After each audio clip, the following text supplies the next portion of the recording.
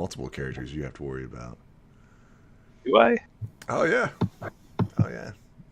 This is How all many more serious and games stuff. do you have me? How many more games do you have me enrolled in right now? I thought it was You just got this one. In two. the... You're in two, and there's only two that I'm running. The other, any more, I'd be strung out as is. Anyways, welcome folks to Age of Lemuria. I'm your host DM, Lord Lucan. Real quick, are you streaming video? Because I don't see you. Oh well, I see you. Like, I see myself. That's... yeah. I'm Sorry. streaming. Keep going with the intro. There's like a 30-second delay, man. Whoa. Anyways, welcome back, folks, to Age of Lemuria. We're having a few technical problems. We're starting a little bit late. I had to review some serious stuff before we jumped in. Hey, Hunk Papa, tell me about yourself and what you're doing here, and how's that pizza coming along? Hello, I am Hunk Papa, also known as Jesse Zeliff. Today I'll be playing Ulfgar Ashen Cloak, and my pizza is out for delivery. Thank you for asking. So, FYI, if he gets up in the middle of dying, just remember he's out for pizza. So it's very important, very important. Leonardo, tell us about yourself. Who are you playing today? Hey guys, I'm going to be playing Cortec, and Mo, the Norseman, Wildman, simple guy, as always. Alright. Ava, Leon, tell us about yourself. Yeah. My name is Leah, and I play the human fighter Ava Fletcher. She's here for an adventure, and so am I. Awesome. There will definitely be adventure. I promise you that. Guys, tell us about what happened last time. What did happen last time? I don't remember. I wasn't here. Well, there was an attempt at diplomacy. Keyword attempt. Which ended with us trying not to get executed and then running for our lives. I mean, that's a nice brief summary. Does Cortec have anything to add to that? Well, apparently last session Cortec overestimated his capabilities of negotiating. And, well, this actually got Cortec and Ava a lot of trouble. And after trying anything and everything to actually reach to the knolls, they had to resort to actually running and fighting. Even now they are hunted. So, strategic location, they are literally between the plague and angry Knoll tribes. So this should be an interesting game. Hunk Papa, do you have anything to add? Well, Ulfgar fared far better than Cortec and Ava. He is feared among the Knolls as a Dark One, and he is currently traveling to meet the other Dark One to discuss what his plans are. Excellent. I mean, we'll see how rolls go tonight. This will be either a really short session or a really amazing session. We'll just see. So last we left off, our characters, right? Your characters have been in the Golden Plains. They had just killed the cavalry that were chasing them down and hunting them. You guys currently have a civilian with you, a surveyor, and she's currently following you guys. We're in the Golden Plains, so a vast, spacious land of grass, large animals. Every so often you'll see like shrubbery and maybe a creek here and there. It's very, very wide open, so something to keep in mind. Great. All right.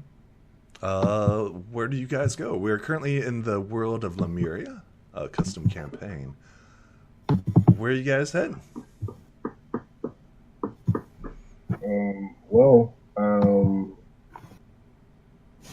Cortec looks to Ulfgar. Where is the castle you want to go to?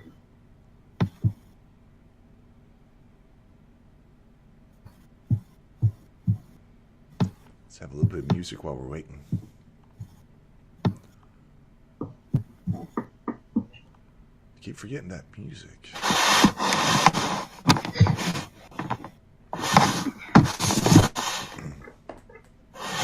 I'm trying to remember music because I have a little Tales of Equestria adventure, and it's a musical, so we're going to have music. I'm going to be singing in that.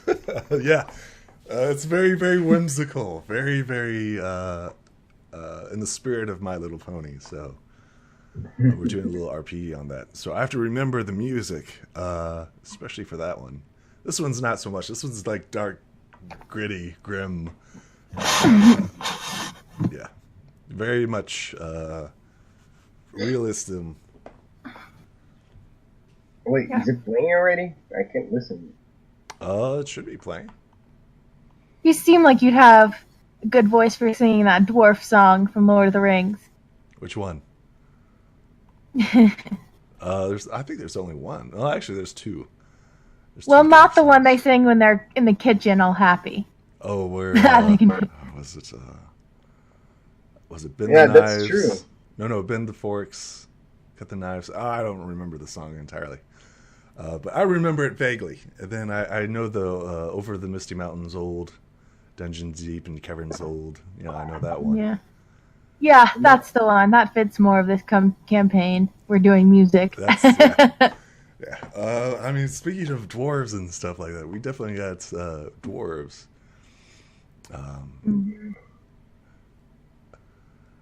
Don't worry about it, folks. He's just getting some pizza. So, like, we'll have a cutscene, right? As we're waiting for Ulfgar to return. Oh, he's back. Mudskip comes up to Cortec and Ava, and she comes up to you and says, if you guys are going to Fort Malgrave, you need to be aware of the dangers that this madman is proposing. What kind of dangers? She said, last we left, Ulfgar left my canoness to die. Well, I did too, but I was convinced. She says, my job is to protect you guys, and I will give my life to protect you if I must. I'm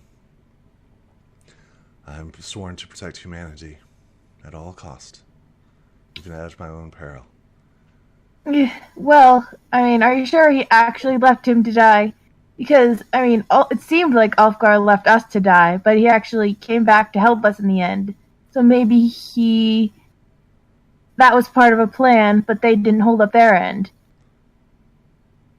Perhaps he has some other reasons why he's keeping you alive.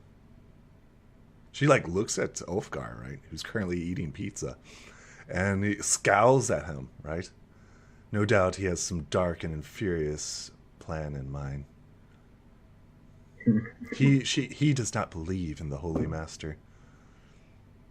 He does not believe in his divine will. Thus, I've seen... you're out of here. You're eating pizza. Get out of here. Oh, they're talking. They're talking about you. You're off to the side. You are put off to the side. And quit referring that I'm there. And you're eating your lovely pizza. You are eating your lovely pizza. You eat that pizza. Well, Cortec looks at her and says, well, I don't believe it, the Holy Master either, but I'm very grateful for you and for your purpose to actually help us. I can barely hear you. Can you speak up? Yeah, I'm sorry. Well, Cortec looks at Mudskip and says, well, even though I don't believe the Holy Master as well, and I know you don't like me very much, I very much appreciate trying to keep us alive. It's part of my oath. Well, still very noble of you. She nods in reply. Few other races care for humanity as I do. Good to hear that. She scowls at Ava, who almost shot her.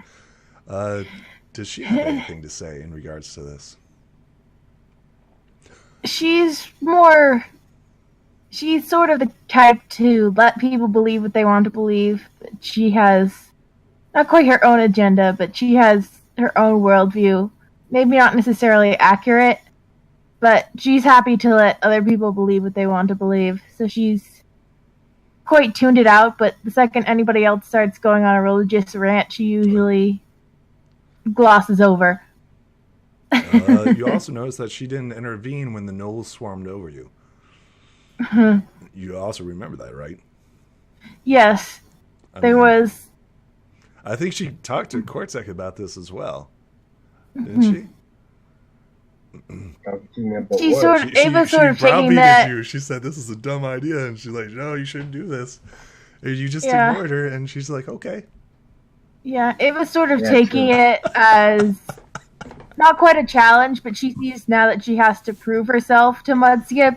Yeah. So anything bad that happens to her and Mudskip doesn't help. She thinks it's Mudskip trying to get her to show that she's worthy.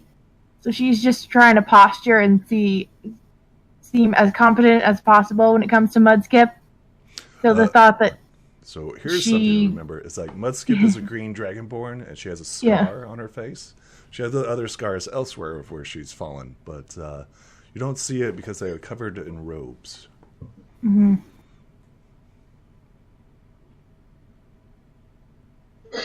Okay. Well, Kortek looks at Mudskip and says, "Well, do you know what awaits for us in Fort Malgrave?" She says, "Death." Literally and physically. It's not the death that you want, though. In Fort Malgrave, there's the plague. Well, Ulfgar has that cool black fire magic that keeps us nice and healthy, so maybe we should ask him for some of that. Where do you think the plague comes from? I don't know. I don't really know that much about diseases. Well, so you're saying that we have no chance of leaving alive if we go there. She says, I'm surprised that we survived the Knoll encampment. I warned you about that, and yet here you stand. You seem more resilient than most. More cunning. Well, so... She gestures to the fellow prisoner, right? You even saved someone. Yeah. Oh, yeah. So I sort of look at her and say, you're a surveyor, right? What do you know about the area where we're heading? Okay, give me a second. I need to remember her name.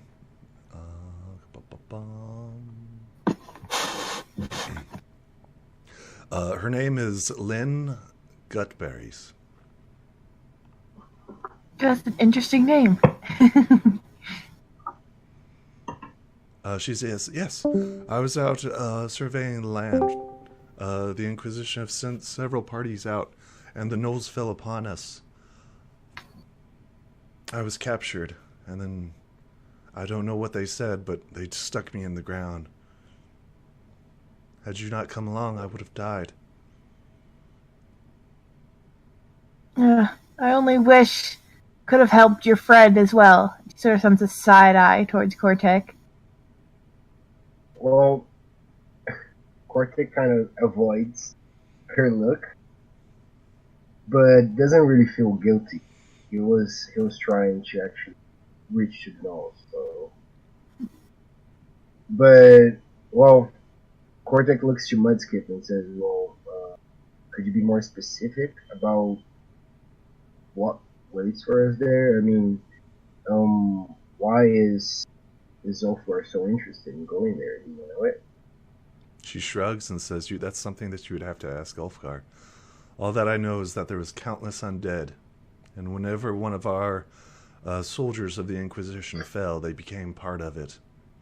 So no doubt that the numbers there have doubled. I see. And so I'll sort of look at our lovely cartographer and say, do you have any map information for the area around Fort Malgrave? That's a good question. I will roll a random dice. Oh boy.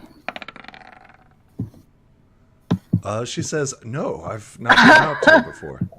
That's why I'm a surveyor. I've heard of rumors, but I have not been out this far.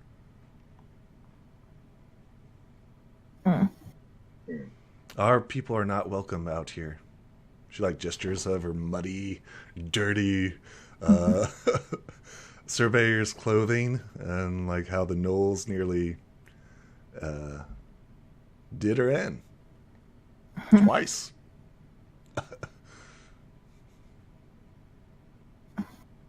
Is there somebody waiting for you to report back in? Or something? She says, I work for the Inquisition. They are the masters of the city of Alkaline. Oh, yeah, of course. I just mean, were you on a 2-week-long mission and nobody's expecting you back, or... She says that I was to investigate Fort Malgrave and the surrounding lands. I did not realize that even Fort Malgrave had fallen. That's why the knolls set upon us, and we were unaware. They killed many of my caravan, and we weren't even aware of that. Were those your friends that were on fire that we just... I mean, do you say that? Yes. She gasps, and she's like, they burned them? They're monsters. Well, but I heard you burn people in Alpine, too. She says, yes, but those are heretics. Well, I mean, people are people, I guess. She blinks at you and not understanding people are people. Of course humans are humans. Knolls are knolls. Dragons are dragons. Alright, so someone's belief allows you to burn them, but when it's your friends, you think to burn them are monsters? She says, well, who are you talking to about this in regards to the Inquisition? So the surveyor kind of shrugs. She's like, it's not really my business. It's Mudkip. Mudkip. Oh, so you're switching over. Okay. Mudkip. Okay. Mudkip. Right. I see that now. You, right? And she's like, yes. Magic users, unsanctioned magic users are burned at the stake. Isn't that not that holy when you burn people just because of what they believe in? Maybe they just don't know the same amount of things you know. She looks at you, Cortec, and she says, you do not know the struggles of magic as I do. Yeah, I don't. That's exactly why I don't judge you. You shouldn't judge people that don't. She says magic and power are corrupting influences in the world. The more power you obtain, the more insane you become. I see. She kind of glances at Ulfgar when this happens. Oh, true. But I mean, isn't power the end goal of most people? So you're saying that everyone's going to be insane at some point? She looks at you, Cortec, and says, do you think I am insane? It depends. Yeah. I guess, well, just about the way you treated me in Ravensheaven. I mean, I think so. I think you're a little bit insane over your belief. She shakes her head. She just shakes her head. She says, you do not know the true love and compassion of the Holy Master. You are just some wild man of the north. And you call me mad. And she laughs at this. She's like, no doubt you believe in giants. Don't you? She shakes her head no. She's like, no, giants are fairy tales. Huh. Someday you should come north with me. She says, I don't believe you, Cortec. I've heard of dragons, and no doubt that your people believe that dragons are giants.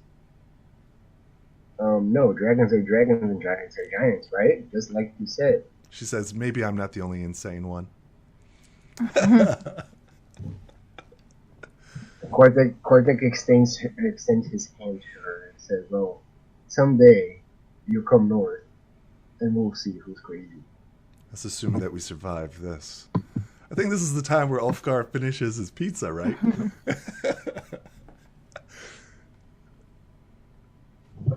Yeah, it's about time. Okay, all right.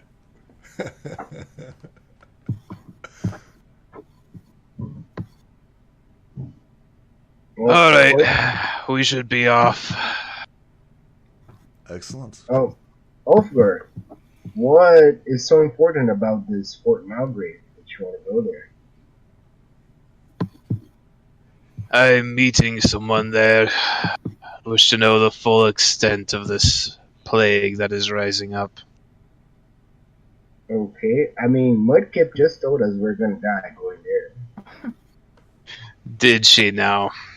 She's a lass of little faith. She says, I'm the only one here who has faith. Kortek looks at Ulfgar and just like, yeah.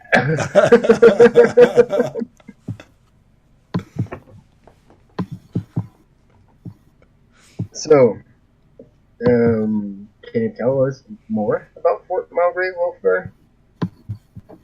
Well, I suggest when we arrive there, you stay close to me. I mean, that was the plan from the beginning, but I kind of want to know more about what I'm getting into. It's a simple fortress made by man. It has fallen not too long ago. I don't know its current whereabouts. I don't know the condition it's currently in. When I left, it was burning and covered with the undead. Oh, that's a great sign.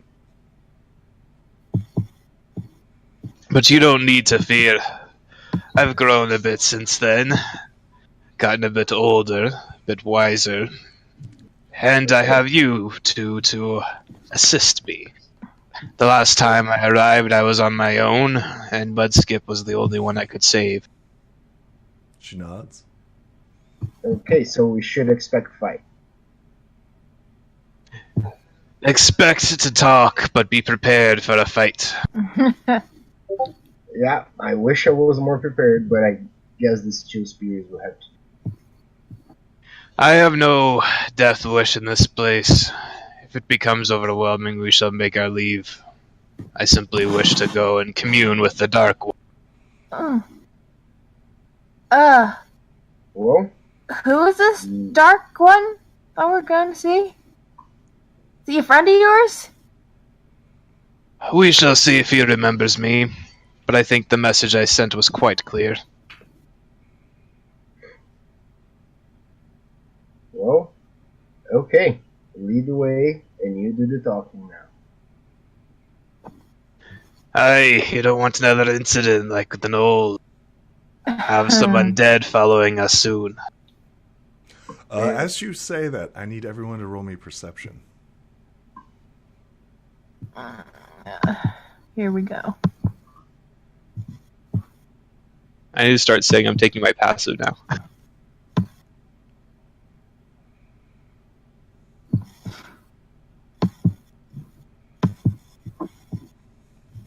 Kortek. Yep, good old Ava. Yep. Kortek. We left off at the very end of last session. In the distance, we saw a dark figure, just simply standing there, observing you guys fight the gnolls.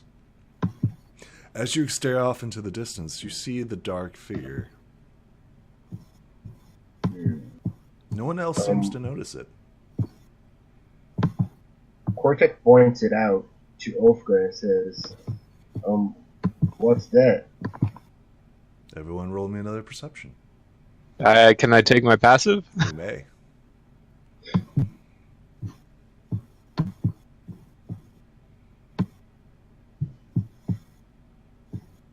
So Ava, you can roll perception again. Or take Yeah, I'm just scrolling down to it. So Ulfgar, Oh, you look wow. off in the distance. You don't see it. However, Kortek and Ava both see it.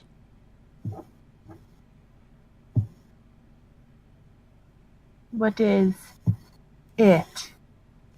Just a lone figure standing out there in the pouring rain. Is it like really far away from us? Yes. It'd be far away. Anywhere between 2 to 3 miles. But you guys can see it. Quartet grabs Ulfgar's shoulder and points its head towards the direction he sees it. Ulfgar, your eyes seem to keep failing. What's Give me that? one last perception as you look in the distance. You don't see it. He's literally giving you advantage, and you don't see it. Do you believe my eyes may be good, but they're not good over miles. Yeah. I don't see anything out there but the rain. It's the rain, right? Jesus, old man. Quartek tries to describe what he sees. He's just like, I see a dark figure in the distance. It's just there. Yep. It's standing there. Could you see a beard?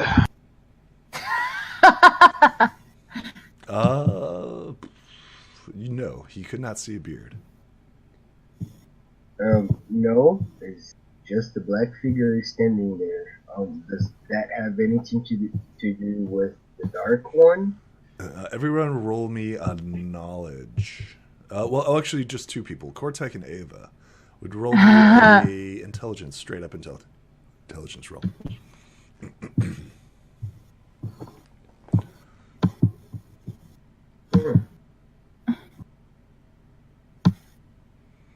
Okay, excellent.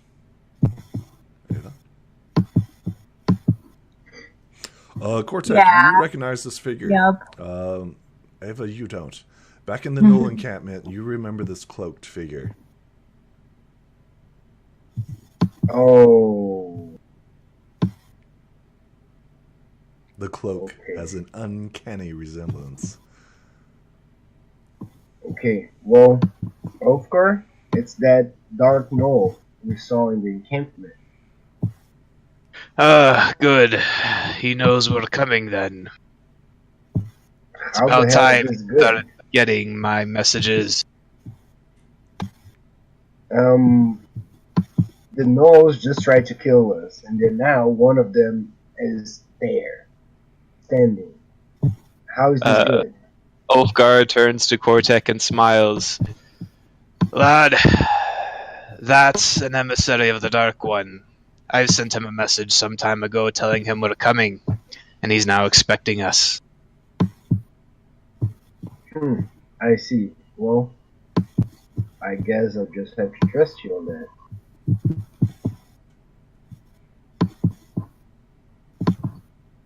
Cortec just nods and stops paying attention on the figure. I suppose we should go and see if he's ready to talk now. Sure, lead the way. Well, I see rain. You're gonna have to lead the way, lad. So, Cortec and Ava, I need you both to roll me another perception, as this figure seems to be eluding you.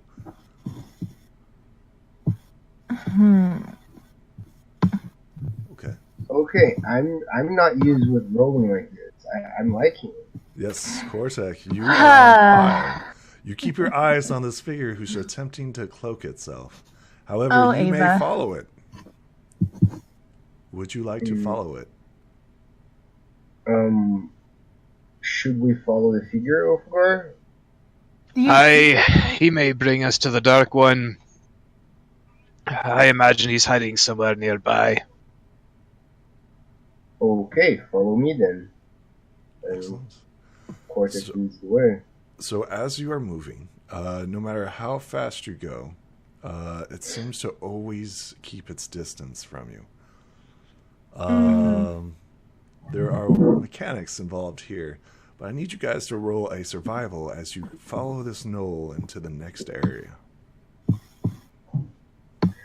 We'll do the same as normal. No one roll. Oh, Ava. Don't roll. Cortec, guys. It's fine. It's fine. Oh, wait. She rolled. Wasn't it everyone? No, it's one It wasn't person. everyone. It was just supposed to be one person. No, it's one Everyone. person. It was just supposed to be I'm one sorry. person. You have to make a declaration of who's making the roll. I'm Ava, sorry. right? I assume you're asking for help from other people? Yes. Of course. To be clear, only one person makes the roll on survival. When you do this, right, you can ask for aid. This gives you advantage.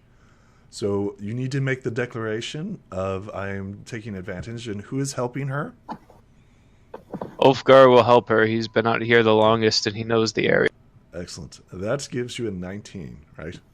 So that way you don't have encounters after encounters after encounters. So you guys can actually get someplace without, Next time, from what we've discussed last session, previous sessions, Right. Ulfgar typically leads the way with some help from another. Ulfgar has a +6 to survival. He's been out here in the wilderness for some time, and he can ask for the ancestors to guide him along the path. Okay. So I'm going to... Let's just say Ava was trying to be overeager, Right. but Ulfgar just sort of came up behind her, put a hand on her shoulder, and was like, "Let me help you with that."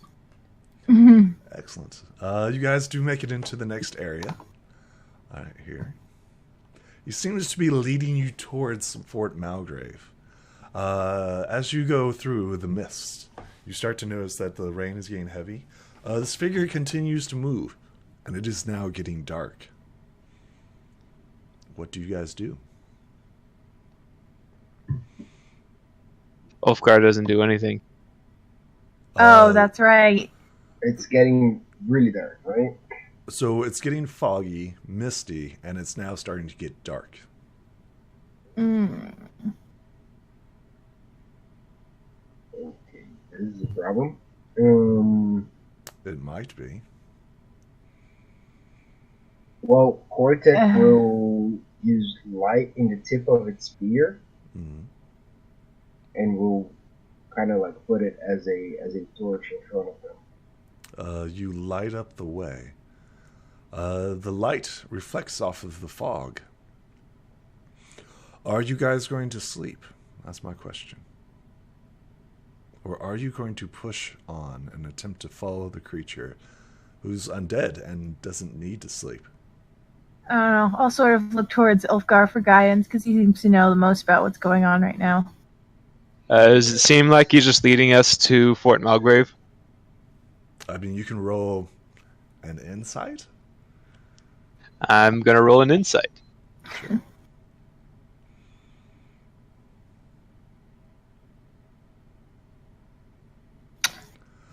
He's leading you to your deaths.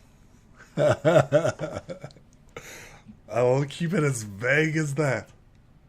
Ulfgar will try to find us a spot to rest for the night and ask for guidance from the ancestors as he does. You see if you get lucky and roll above a 20. Yeah. Awesome. Amazing. Out of the gloom and darkness, you stumble upon something very interesting, unique. A grove of sorts. Does Ulfgar recognize this grove You do. of sorts? You do. A bastion before the fall, right? I wasn't expecting you guys to find this place, but we'll see. That's what we like to hear. Oh, no, not that one.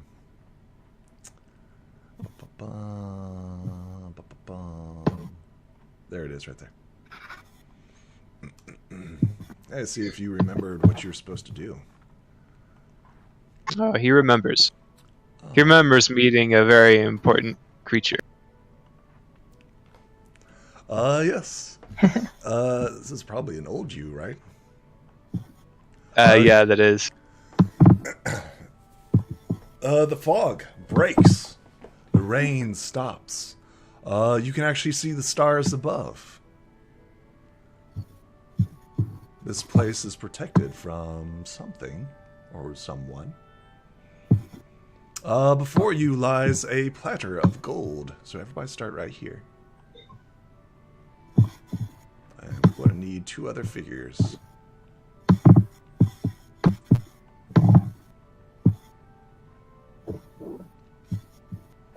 Yeah, Mudskip and the cartographer, I think, are still following with us. That is true. Both very true.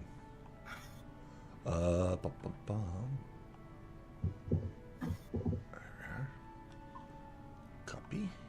Oh, I just need her and the wolf. Don't forget the dire wolf, guys. Don't forget the dire wolf.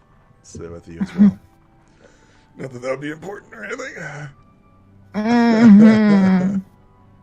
Not that Ulfgar's had to escape on an animal before to come back and save everyone. You guys will be fine. Fine. You guys don't have to worry about anything. Oh, puppy. Let's go ahead and see her.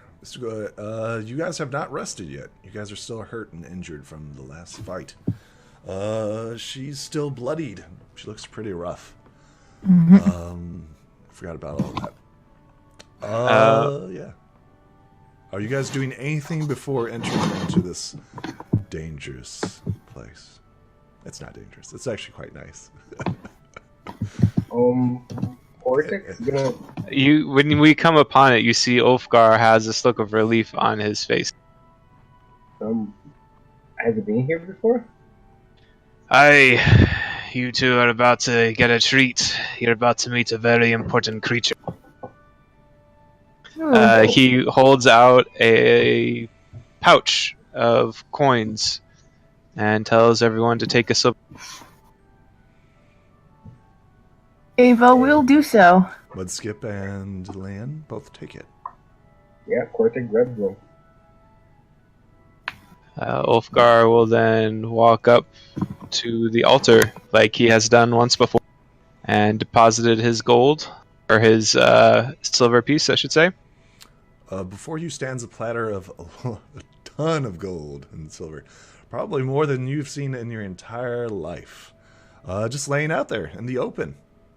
Anybody could take it or pick it up. There's a platform. It was just simple, just a pile of gold. An offering of sorts. Everybody roll me a knowledge nature as you approach this area. Cortex not gonna grab anything because last time Ulfgar got really mad.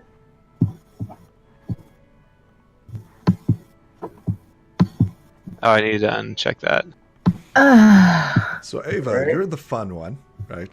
This gold, someone just abandoned this gold, right? It's for the taking. Anybody can take it. Well, she doesn't care that much about money. It's true. That's something I didn't know about your character. Something So you right? see Ulfgar drop in a silver piece and walk over here. Before you lies a grove of sorts and a spring. Due to the cold weather that's recently been implemented, there's a slight fog above the pool of water. First one is Mudskip, second one is Lynn. They offer their pieces as well. Lynn goes up and offers a piece, and so does Mudskip. Yeah, Cortex will do the same. Lynn slaps her hands and says, "Oh my gosh, this is a place of the Fae." Aye, lass, like I said, you're about to meet a very important creature. Ava is super excited about that. But she follows what they're all doing. She looks kind of excited, sort of looking around to try and see the creature first. Roll me a perception. She's looking around this place.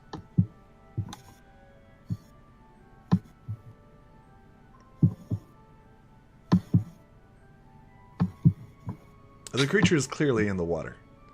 Ooh. You're like, ooh, water! Splash, splash, splash, splash. Lynn's the first to kneel down and take a drink. She rolled a natural 20. You notice her injuries begin to heal. Everybody's observing this, and Mudskip kneels down into the water as well, the spring, and she begins drinking as well. This seems to be some sort of spring of healing. Ulfgar will do the same.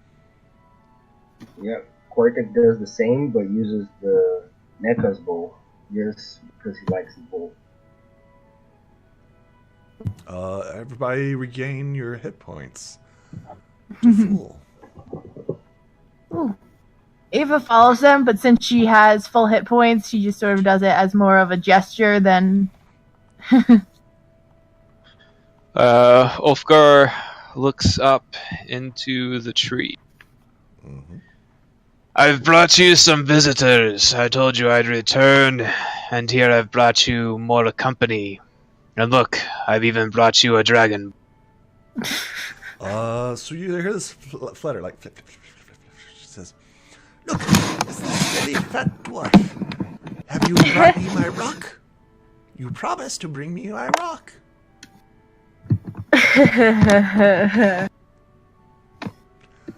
A stone in which you promised.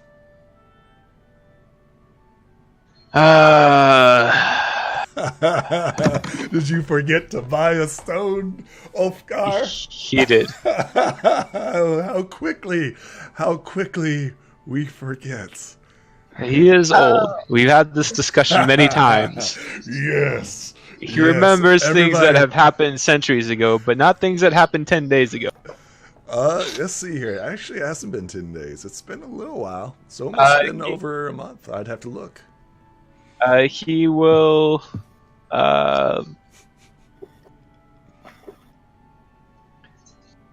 he will lean over to the side of the spring. He will pick up some pebbles from the spring. And he is going to cast a spell upon them, making them magical. That's not what I wanted, but let me see.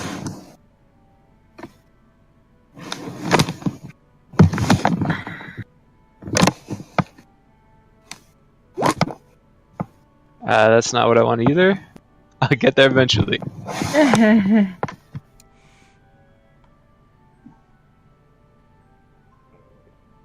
Does it make them permanent? Well, you gave me the option before to make it permanent or temporary. Is that option still in place? Let me see. Is this having to do with a magical item that I gave you? It is. Does it say that it's permanent or not? There's specific ones that are permanent. Okay. Yeah, this one doesn't say it's permanent. It's a one a day. Yeah. So he touches the stones and imbues them with magic and hands it over to... puts them up. I'll try to remember. To see as you're giving this gift of spontaneousness. He's literally watching you cast the spell in front of him.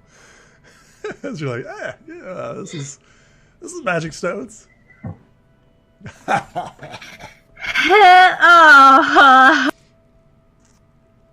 So you hear this flutter, right? And you hear this clink as it lands on Ulfgar. You may attempt to grapple him if you wish, Ulfgar. He says, "These are not shiny stones. You promised me shiny stone."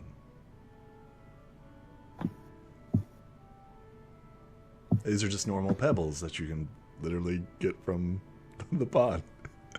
Oh, man. Oh, no.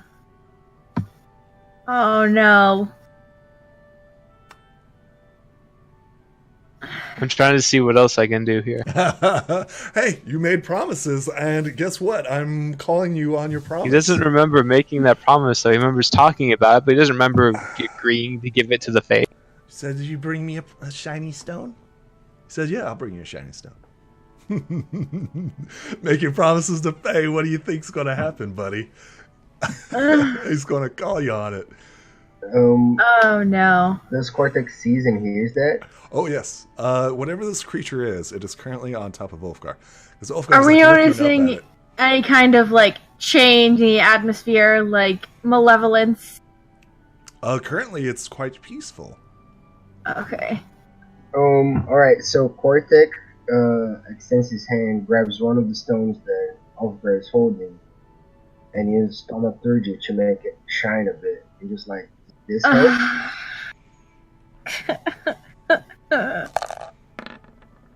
Yes! Yes, it will! Yay! Is that permanent? Let me see. I think it lasts for a certain amount of time. Oh, God. Up to 1 minute. Oh, sweet. Fun. Ava knows none of this Nope. is terrible, Nope, but this is I am horrible. panicking.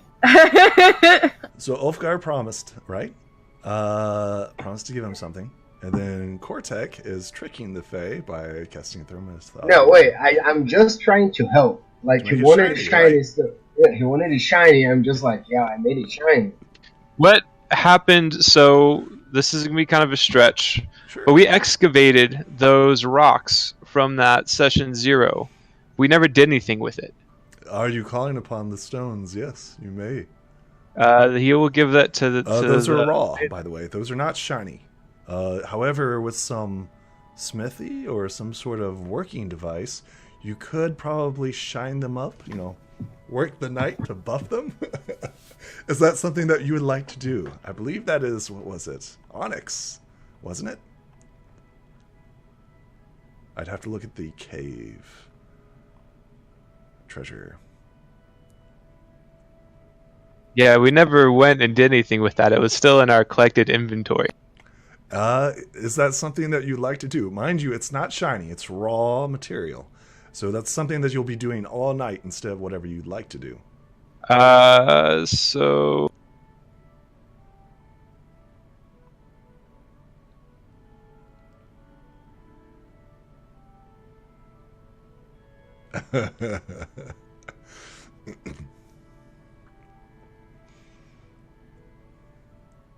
Shiny rock! You can hear this happy, tiny little Fae holding up, so like the pebble, right? You're like, how about this shiny pebble? As creature comes and lands in your hand, Cortec. Yeah, that's... Takes the pebble, right? This shiny pebble, holds it up, and it literally disappears in your hand as it becomes part of its inventory. Could I use the Mold Earth spell to help speed up the process? Yes, I believe that will work. You can literally shape it, can't you? Just take the raw ore and just... So that's the tricky thing. It says it only lasts for an hour. Whatever change you make only lasts for... Is that something that you want to do? That extends your time from a minute to an hour.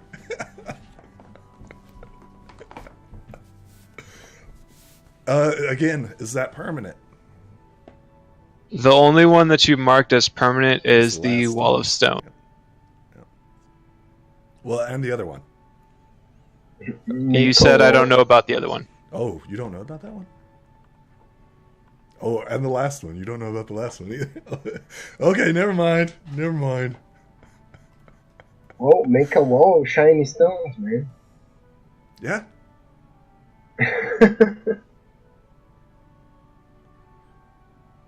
So, there's two ways you can do this, Ulfgar. You can roll me like a stone cunning, right? Call upon your dwarven ability, right? But you'll be working, right? You'll be working the stone. And that's what you'll be doing tonight, right? Or you can cast Mold Earth. You'll have an hour. And hopefully that your persuasion's good enough for like, no, it's just a magic stone. That's how it works. Right. So magic isn't a cure-all. What would you like to do, Ulfgar? Making promises to Faye?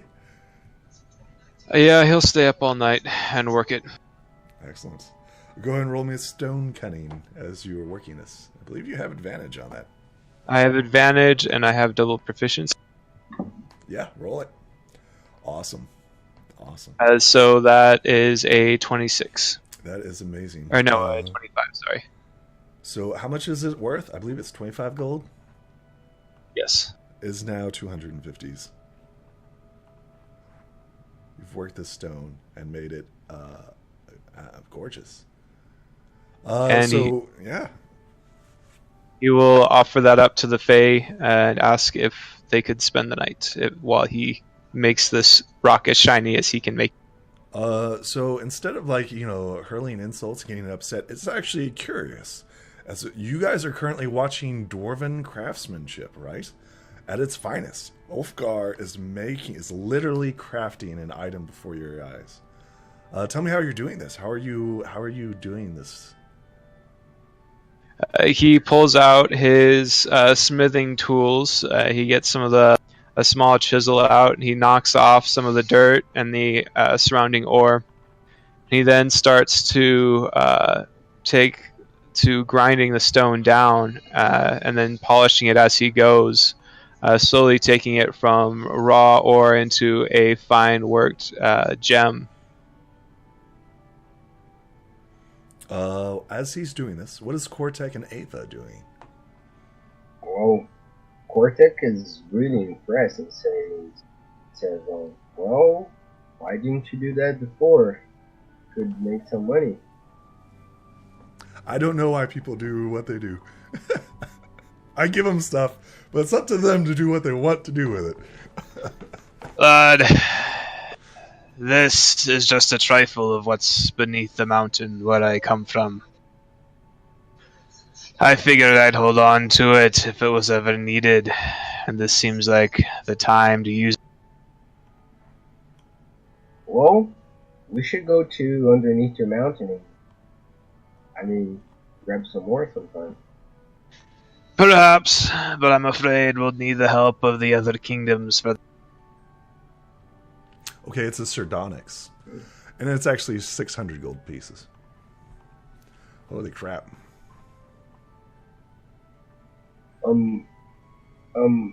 Which empires should help us? We really want to know, see this mountain with shiny rocks. So as he's going about his work, he'll share a little bit about what's currently going on with the dwarves. He explains that they're pretty much being held captive beneath their mountain by the Green Dragon clan, who have been charged with keeping the dwarves from rising to the surface. If you're trying to say something, Ava, I can't hear you. Yeah, we can't hear you. Yeah. Ava will side-eye Mudskip. So Mudskip's looking at it, right? Trying to figure out what this invisible creature is. She has no idea what it is. It's just an invisible creature that's jumping from person to person. Ava, every so often you'll feel like a flick of your hair. Mm-hmm. Yeah. She's interested in watching, and she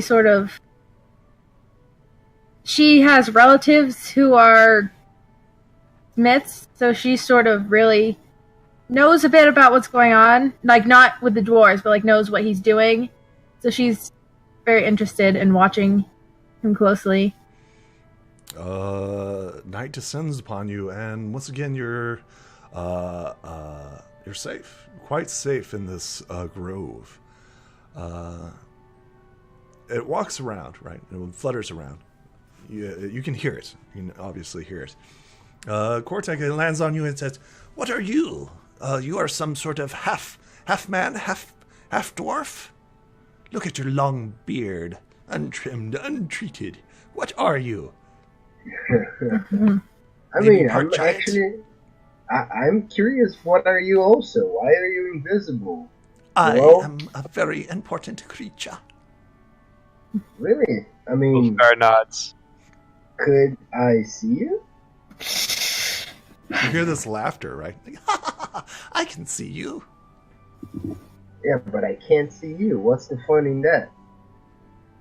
Oh, it's fun for me. And you hear it tug on your beard. So it's tug, tug. Ulfgar, you've experienced this tugging before.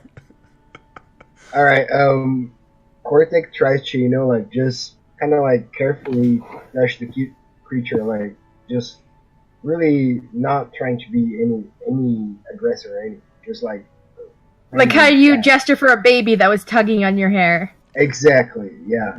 And then he looks down and says, well, I come from the north. Actually a human.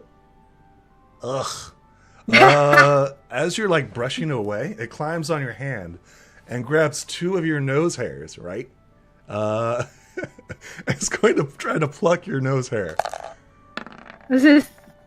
It's this opposing strength? It's opposing strength, yes. You'll see how strong Cortex's nose hairs are. Oh yeah. It attempts to pluck out your nose hairs. You easily brush it away, right? As it the like mighty latches on. hair from the north. You easily brush it away. It flutters off. They have strength even in their nostrils. Don't pull the hair in my nose. You hear this. This creature turns its cruel, malicious attention to poor Ava. Ava, what type of hair color do you have? Blonde. A sort of darker blonde, but blonde. Oh. This creature lands on your hair and begins to chew on it.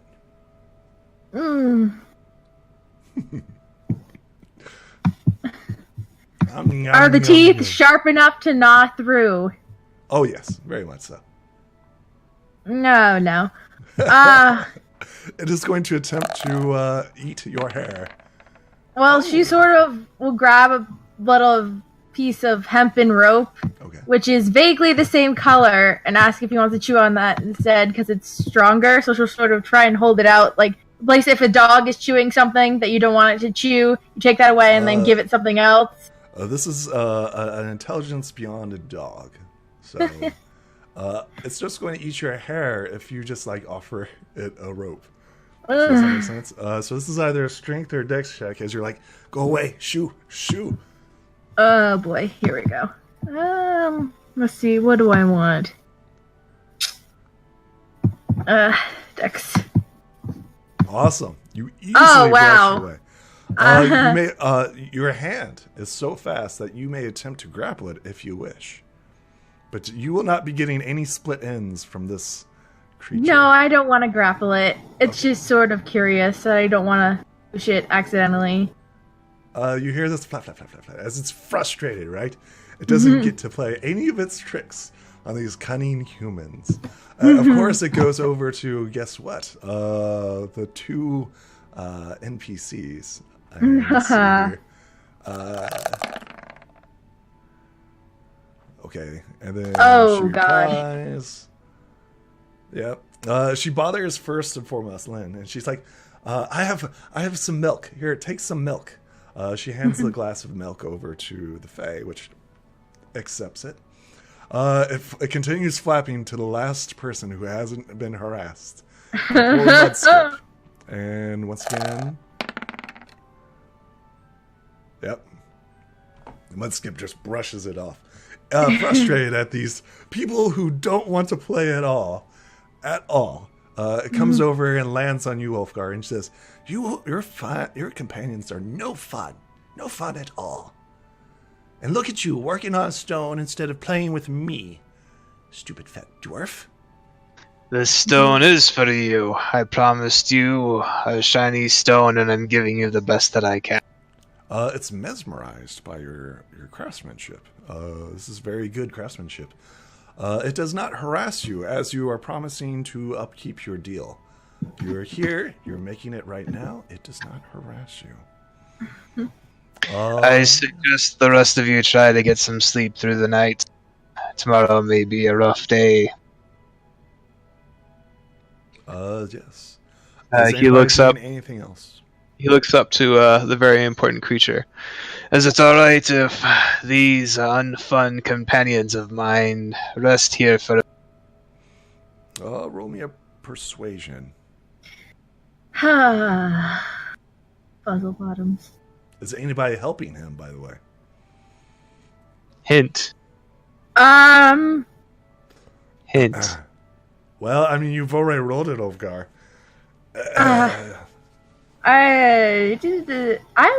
like to help if I can. I don't know how I can seem as fun as I possibly can in that moment to try and convince him that maybe we'll be fun in the future. Well, I mean, if you're proficient in like games, if you have any proficiency in that, this would be a perfect time to call upon your not necessarily optimized abilities. Yeah, what are you guys proficient in? For like toolkits or any other skills? Some sort of distracting device to keep the Fae from tormenting the hell out of you while you're here.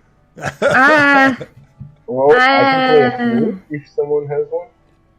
Smith's tools and land vehicles. So maybe I myself could become a land vehicle and give the Fae a piggyback. Roll me a persuasion as you're like, hey, I'll give you a piggyback ride. Here we go. Yeah. Yeah. It lands on your shoulder and says, yes, do it. Let's do it. Ulfgar, this creature stops harassing you or observing your thing as the promise of a piggyback ride is delivered. Kortek, you're the last one, buddy. It's going to torment the hell out of you tonight unless you offer it something. Well, Kortek looks at him and says, well, you want to see some more shiny rocks? Oh. Yay! More shiny rocks! Alright, let's do this. Yay! I'll get them to be shiny, and you gotta grab them before they disappear, right? Oh, yes! Yes, something fast! Something I can do! Yes! Alright, so Cortex is gonna be using thaumaturgy in different rocks. And it's gonna like light one up, light it down, light another one up, light it down, like just kind of like a catch game. Oh, roll me like a cat with a laser pointer. Yep, athletics. Yep, this would be perfect for this actually. Oh. But I mean, I don't need to move to do this. Yeah, but it costs it's 6 seconds, right? As you're like casting it, right? Oh, alright. Yeah. Oh, yes. You stay on top of it. You stay on top of it. You are just fast enough, right? You hear it like splashing in the water. You guys provide enough entertainment for this Fae to not bother you for tonight. Mm-hmm. The night goes by uneventfully. Ulfgar, in the morning, you realize like your work. You've made a mastercraft item. And your work. You've rolled above a 20, and that's how you do it. He offers the finished stone to the Fae. He holds it up. The Fae, exhausted from piggyback rides and chasing around glowing stones, exhausted, takes the stone. Anything else? As it cheers, hooray! Before I go, you remember quite a bit about Gia. I do, yes. Tell you me. Also wanted to know about the Dark Ones. The Dark Lord, Valseth. We're gonna forget about him for a moment. Oh. Does this look proper to you? Does this look finished? As he holds up his holy symbol, now cleaned of the grime and the ice silver that was covering it. Like you can like sense it owing and awing. It's sardonic, right? And she's like, yeah, sure. Because if you can feel it, right? It's got it's clearly not paying attention at all to your object. You're holding it. It is too focused on the sardonics that you've made for it. It's like, oh yeah, that's done. It's cool. It's cool. All right. He will put it away. So in the morning, the surveyor should look healthy, right? Everyone else is healthy. Everybody appears to be in full health. And I didn't get any benefits of the long rest, right? Because I was busy working on that mastercraft. Ironically, while you were here, you did not suffer from any fatigue or exhaustion. You drank from the pool, remember? I did, but did that give me my spell slots back? That is It is a magic pool. Yep, you do benefit from a long rest. Woo. Yeah, that's how I'm going to rule it. It's a healing, pool. It cures all conditions. Does it get your spell slots back, though? That's a good question. I'm going to say yes. I'm going to rule that this is a long rest. Yep. And purifies all conditions. So yes, you get all your spells back. Despite your hard work and effort, it only cost you 600 gold and a mastercraft item. But yes, you get all your items, spell slots back. Woohoo. All right. Before they leave, Cortex gonna direct his words to the creature and says "Hope you had fun. It was a pleasure." And then stand his hand in the air, expecting a tap or something. You feel this gentle bump on your hand as it flaps over to you, yay! Thank you for coming and visiting. And next time, bring me more shiny stones and your shiny rocks, your glowing shiny rocks, and piggyback rides. Yay! Piggyback rides. Sure, buddy. You promise? Promise? Next time, I'll definitely give you another piggyback ride. Hooray! Yeah, I can also play with you again. Hope we see each other sometime. Promise? Yeah. Anytime I stop here, I'll play with you. You hear this cheer, right? Yay! If you want more shiny rocks, I'm afraid you'll need to save them for me to work again next time I'm... He says, maybe you guys can just stay here. I'm afraid I have some business nearby. We need to be moving. Oh, you could just stay here. And we can play with piggyback rides, and we can chase shiny rocks, and you can make stuff. This will be great. Stay here. You guys rolled too good. As did. Well, amazing. I think we can stay, friend. He says, "Oh." You hear this audible, "Oh." Yeah, Ulfgar said there's people in trouble that need help, so we have to help them. Well, you can help me with piggyback rides. I need help.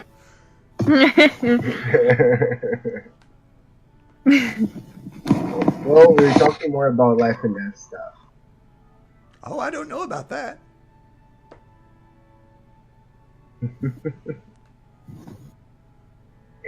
Oh, okay. You should stay here.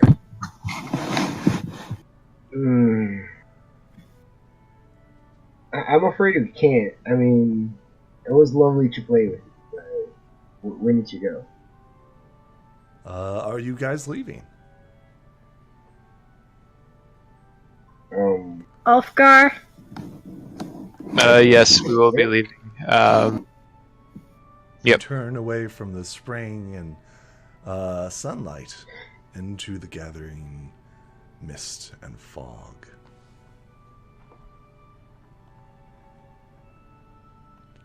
Where do you go? Oh. Somehow I don't think we're going to be hearing happy music again for a while. Yeah, well. I think that was as happy as it can get. I mean, you guys rolled amazingly. Yeah. I'm sure he was going to get your nose hairs. I was sure that he was going to get them. He was close, too. He was really close. Nah, I grew them nice and tight. Yeah. You got them braided. Super strong. Yeah.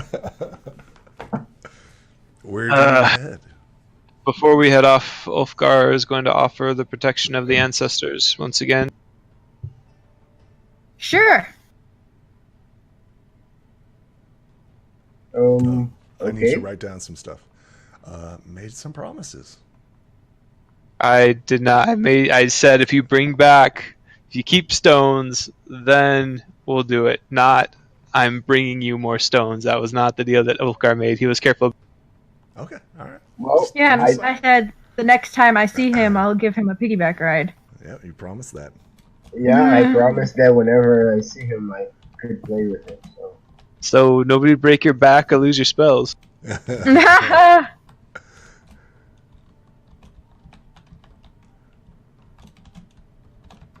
Awesome. Okay, where are you guys going? So Ulfgar is going to offer the protection of the ancients, of the ancestors. Does Mudskipper accept this blessing? It's the same thing as last time. Yeah. Yes, she will accept this. She knows what it is. All right. Well, Cortex accepts it as well. And what level? What's spell level? It's going to be level 2, so 5 hit points. Just 5 hit points to everyone. To Cortec and Ava and Mudskip, Ulfgar's not going to accept the protection this time, since he's giving it to Mudskip. Okay. All right. Before we get to Fort Malgrave, he would like the cartographer to take a look at his map and update it if she knows anything more about the region. So she's not been out here. I've already rolled out. However, she will look at the old spots. And she says, that's a pretty accurate map.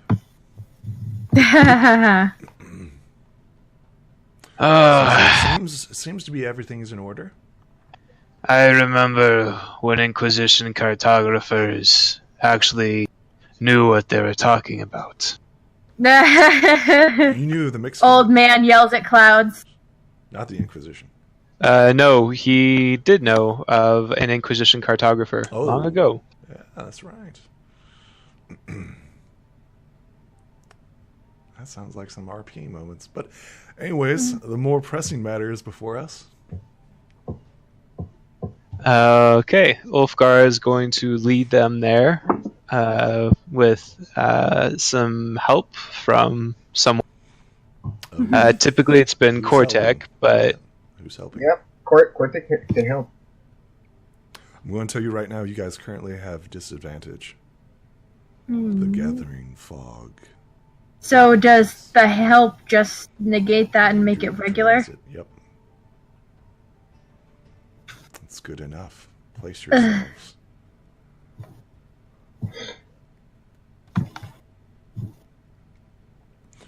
Everyone roll me perception as the fog parts for you.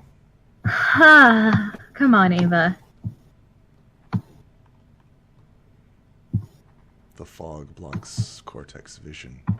The fog Yeah. blocks Ava's vision. It blocks all of our visions. I should have... I every time I say I stick with my passive, it's not high enough. And then every time I roll, it's below my passive. Excellent. So the fog, right, just seems to block your guys' perception. As we get closer, it gets thicker and thicker. You're confident that you are heading in the right direction. However, any hopes of spotting things before you arrive at Fort Malgrave? Ulfgar is not so confident about that. He's going to open up his eyes of the grave. Interesting. As they are approaching. As you approach the Fort Malgrave, let's go ahead and shift you over. 60 feet, right? Mm-hmm. Yes. As you approach Fort Malgrave, beneath the soil, you notice like there's dead resting, undead. Not only that, but in the distance you see figures moving. And go ahead and place yourselves right here as you stumble upon the scene. Great. Dead. Oh, man. It is cold. Cold as a tomb. Oh, what is that from? You like it from the... Where are we placing ourselves? You're in the starting area. I see.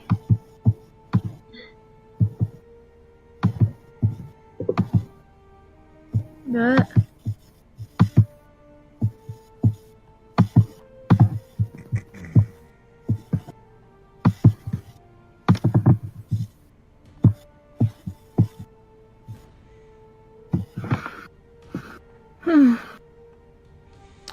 Go ahead and look around as you observe the fort. Underneath the ground, Ulfgar, you see masses of dead bodies. It seems like someone's been storing them. Despite this, you still see movement. It appears like these dead are moving in and outside the fortress, carrying what appears to be fistfuls of dirt.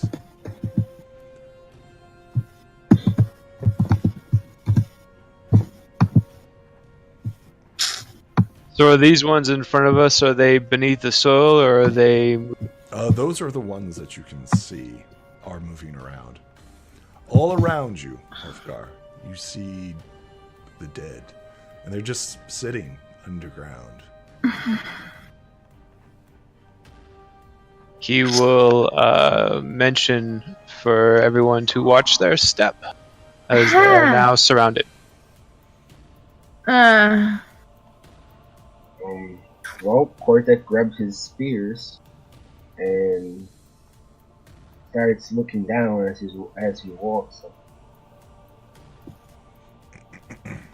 Ulfgar will pull out his holy symbol and have it ready. Excellent. As you approach these dead, right? I need everyone to roll me perception. I'm going to take my passive. Excellent. Everybody? Yep.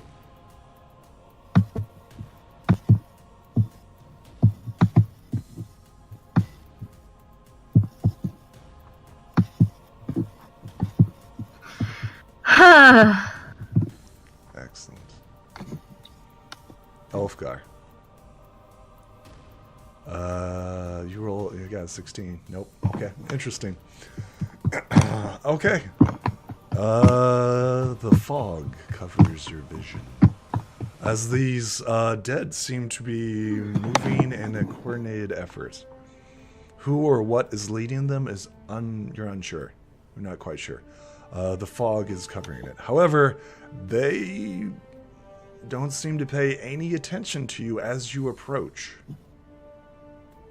Ulfgar is going to motion for the others to stay back a little ways as he walks forward. Do they turn to attack him as he approaches? This is the first time that you've seen this, Ulfgar. They do not. However, roll me an insight.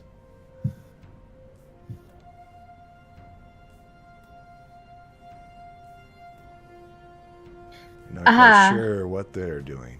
It's time for Ulfgar to have the bad rolls, since Kortek had the bad rolls last session. Oh no. Of course it's always the person that's trying to do the diplomacy. So it begins.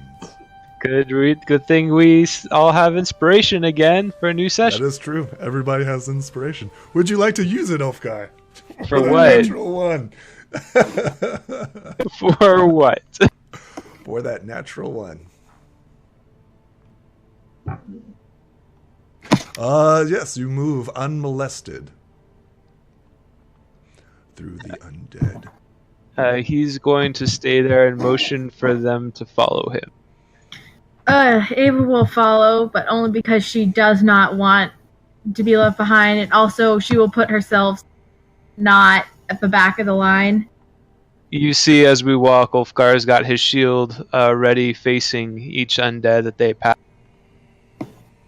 Not necessarily worried, but prepared. As you travel through the mist and fog, you see the dead coming in and out. Everyone roll me insight as you are observing this strange hypnotic pattern.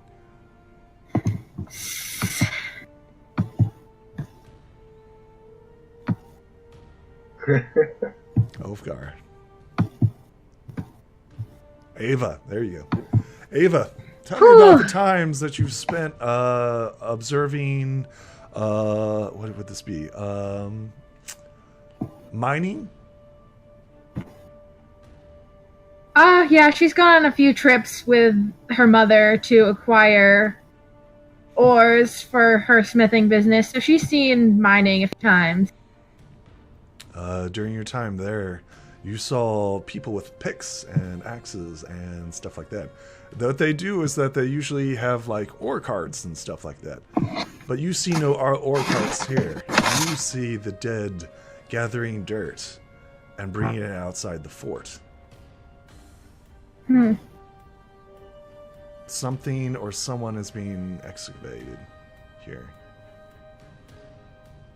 Is your friend adding a new sub-basement, Ulfgar? It looks like there's definitely some digging going on. I do not know. This does not look like a dwarven craftsman to me. Mudskip looks around and says, there was nothing underneath Fort Malgrave. Are you sure about that, lass? The Inquisition may not have told you everything. She says the canoness would have known.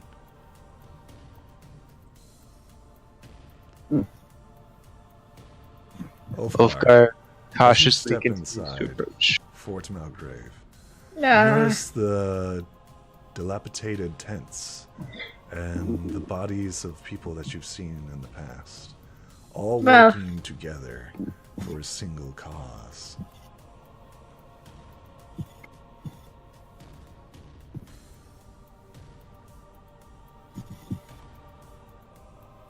You continue forward, the mist continually blocking your vision. Go ahead and continue placing yourselves.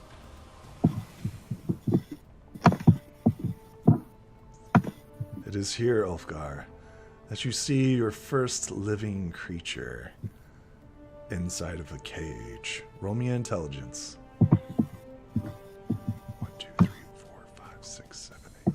Yep. You have no idea who this person is. Huh. Well, they seem to be guarded. Yes. As you approach, you hear a gasp, and it's Mudskip. She says, that's the canoness. Well, I guess she definitely does know. Stay calm, lass. We'll see what we can do to get her out of here. Roll me persuasion, as you're pretty sure that she's about ready to cast some spells. Oh. As she's like holding out her hands, you grab her and you're like, wait, right? Your words make her pause. And she's like, we should free her now. I need to know what they're doing here. And if I can get her out peacefully, I will. She says, haven't you seen enough? Let's free the canoness and leave. I must know what the other Dark One has found. She like shakes her head and she's like, Ulfgar, you said that you were after something, right? What if this thing is after what you want? Then my search will have finally come to an end. Where do you go, Ulfgar? He continues to go forward. So you see the line of the dead, right? It is coming from this area, marching in and out. There seem to be more going in and out than would normally be able to fit in a tent that size. Oh, yes.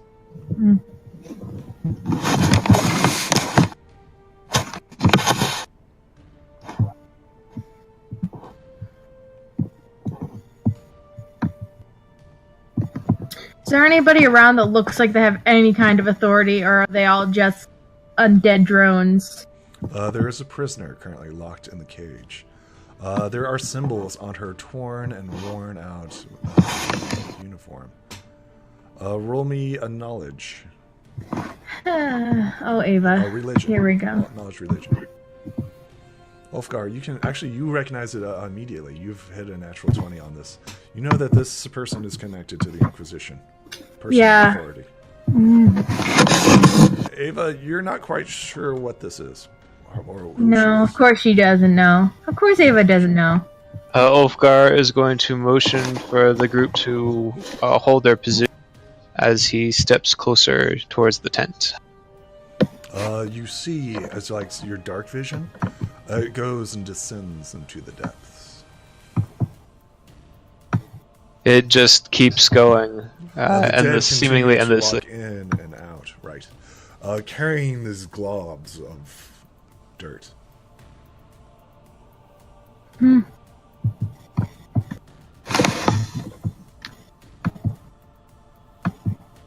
What are you guys doing? Well, Cortic will just stand in a way that he puts himself in between the bed and the rest of the group behind him, and we'll wait for Ulfgar. Ulfgar is going to come back out. He will mention in a hushed tone that there is a deep excavation happening under the main tent. He needs to find out what's down there, but he doesn't want to endanger the others. And what are we supposed to do? Just stay here with the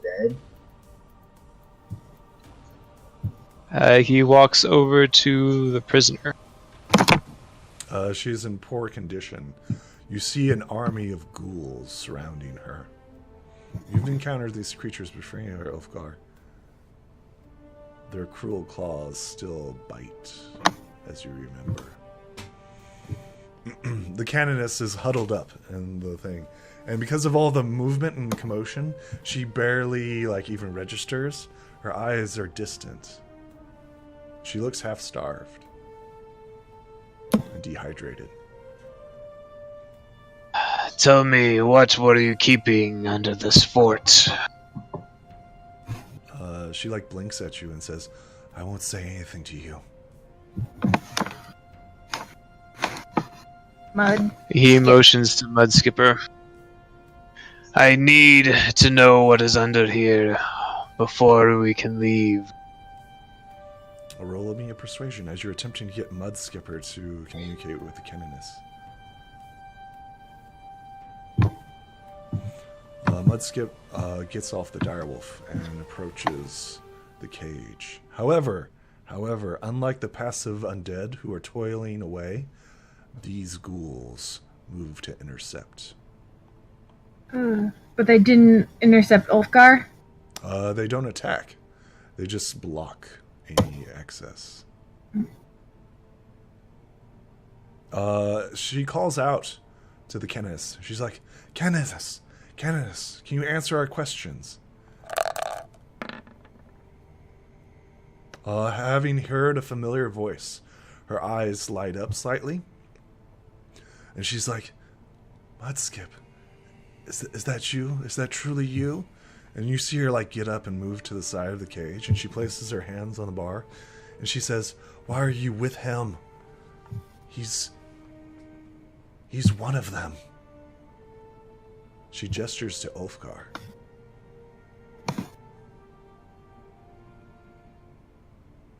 Skips looks at her canoness and says, I don't understand. What do you mean? She points at Ulfgar and says, He controls the undead.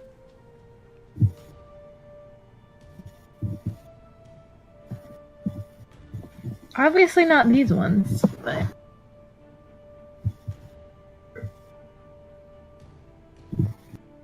Scortic hear that? Oh, yes. It looks short. This is an accusatory tone. She's pointing at him and says, He controls the undead. Well, Cortex looks to Ulfgar and says, well, is that true? I mean, if it is, just do your thing. This is a gross abuse of our power. I have come to find out why my kin have done this. I must know what is there. Tell me, Canoness, what have you hidden?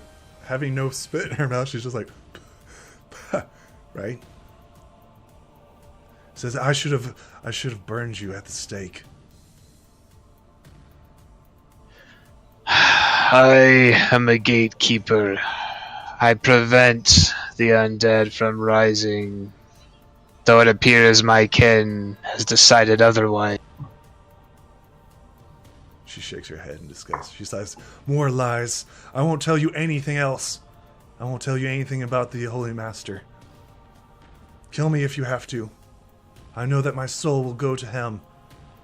What does the Holy Master have to do with this? This seems like the opposite of holy. The Holy Master protects me. I hope so. You can roll an insight, as she is clearly a little bit insane right now.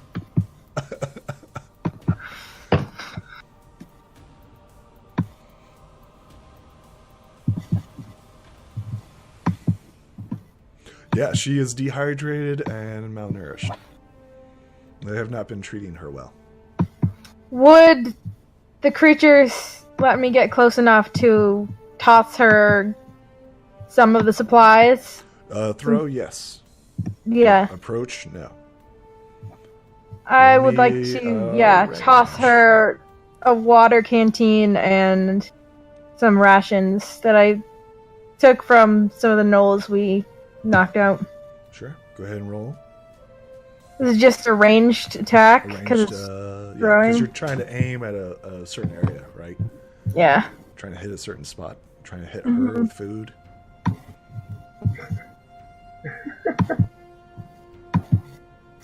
It falls short. Come on! And she's like gasping at it, right? She's like, ugh.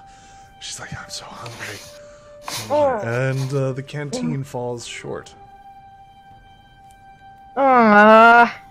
And her hell becomes even worse as food and water are barely within range. She says, "A curse upon you. Damn you." Listen, I'm better at long range, okay? You should have stepped back. You should have stepped back and threw it. She's like, I'm gonna... I can only imagine the look that my skin is giving me right now. Not overhead, underhand. Ulfgar will turn to Mudskip. What was here before the fort was built? Mudskip, shrugs. She's like, I don't know. I was here during the construction. There wasn't anything underneath here. Clearly there is enough to warrant my kin building an army to protect this place.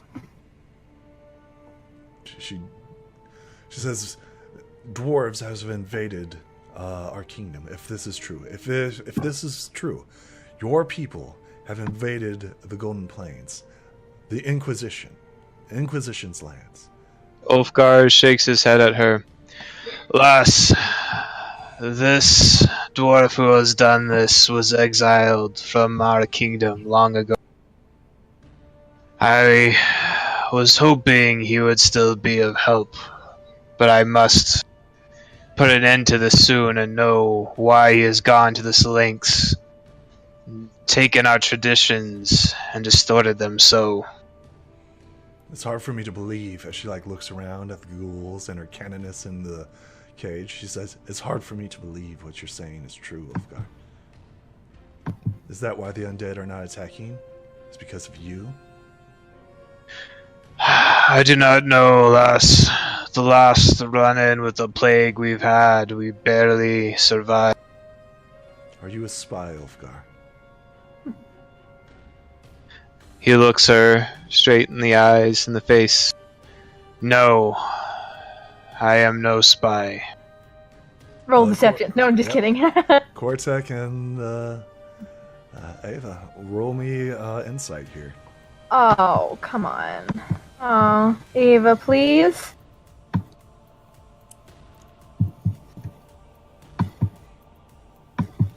Yes, he is telling the truth. Mudskip's accusations appear to be assumptions.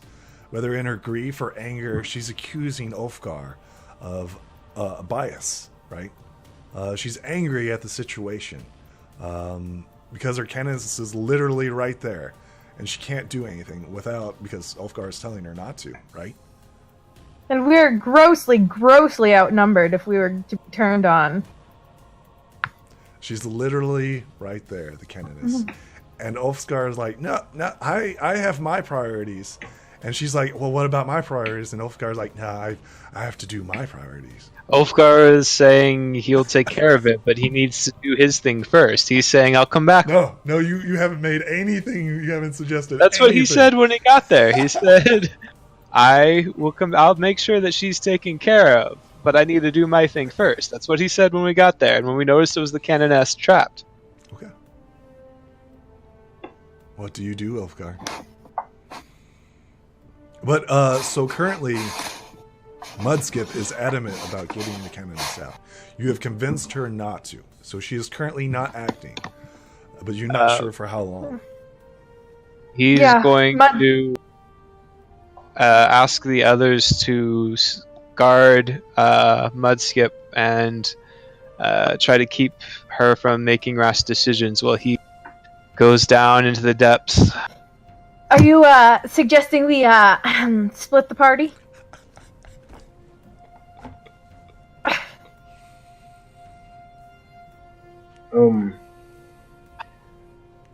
The choices are,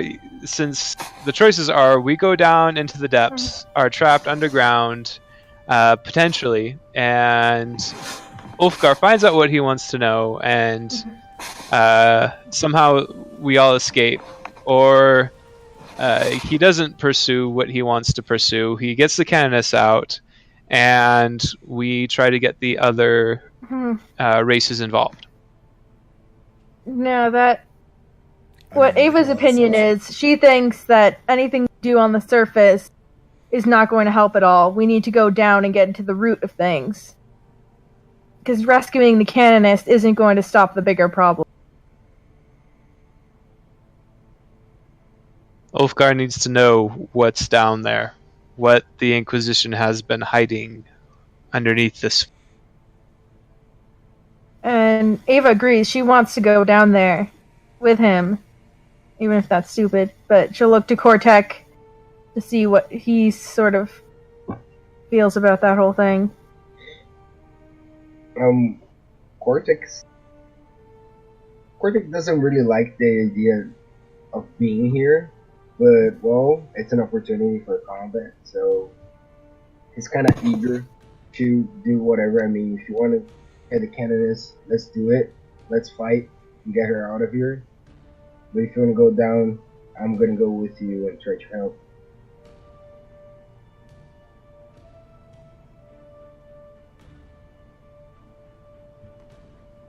What does the party do?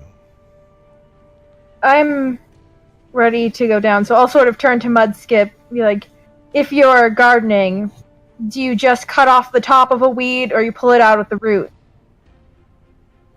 She says you pull it out by the root. Rescuing the Canoness and leaving without doing anything else is cutting off the top. We need to get to the roots. We need to go down. Roll me a persuasion. You're asking her to abandon her liege lord. Not forever, but just if we manage to stop what's down there, then we'll be free and clear to rescue her on the way out. Because there will be no more danger. At least that's what Ava thinks. Or there will be more danger. Ava, you've been with Mudskip for a very short time. She clearly shakes her head, and she says, "I will stand here, and I will protect Leanne and my Canoness. I'm also keeping the direwolf." I don't think they like underground anyway. You seem to be losing her support. Well, Mudskip, So let me be clear. Ulfgar has convinced her not to act, right? However, Ava has not persuaded her to join you as you descend. She has her Canoness here. She's not going to join you if you go down. Her objective right now is to protect her Canoness. Mm-hmm. And your words have not persuaded her. I'm fine with her staying back to watch our backs. But if we come back up and she's ditched us, I'll be really pissed. Mm-hmm. Assumptions. Well, Cortex just shrugs with his shoulders and says, "Well, let's go then." Ulfgar, as he stands here and thinks about the situation, and thinks about what has transpired, he sighs and shakes his head as he walks over to the cage. Once again, you are intercepted. Yeah, he's gonna walk over here. You're intercepted. Where are you going? So these are kind of like workers who are currently like taking the mud and taking it.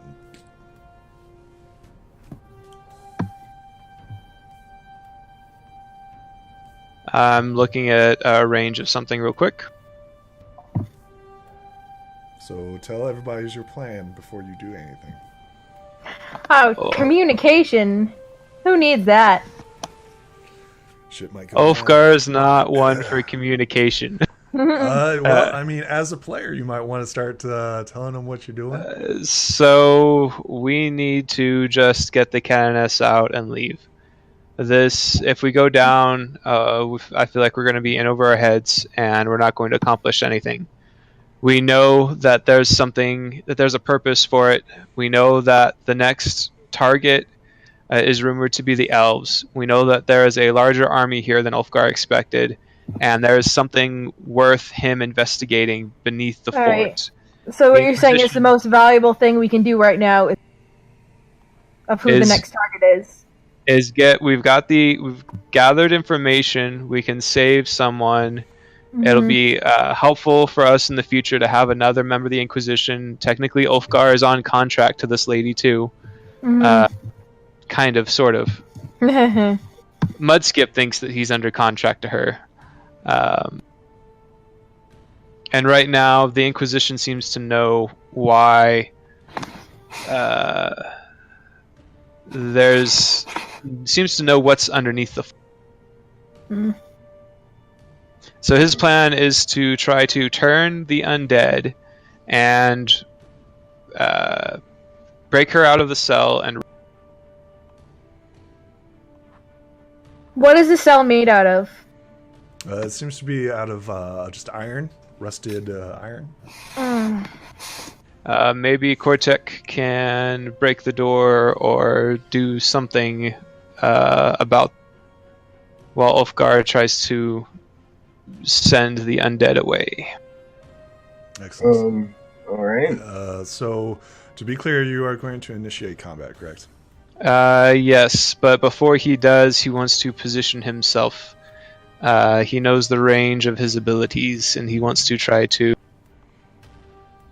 just target the ghouls to make the ghouls flee. Excellent. So tell me how you're turning undead. He pulls out his holy symbol and holds it aloft, and there is a flash from the holy symbol. Well, something else happens. Okay.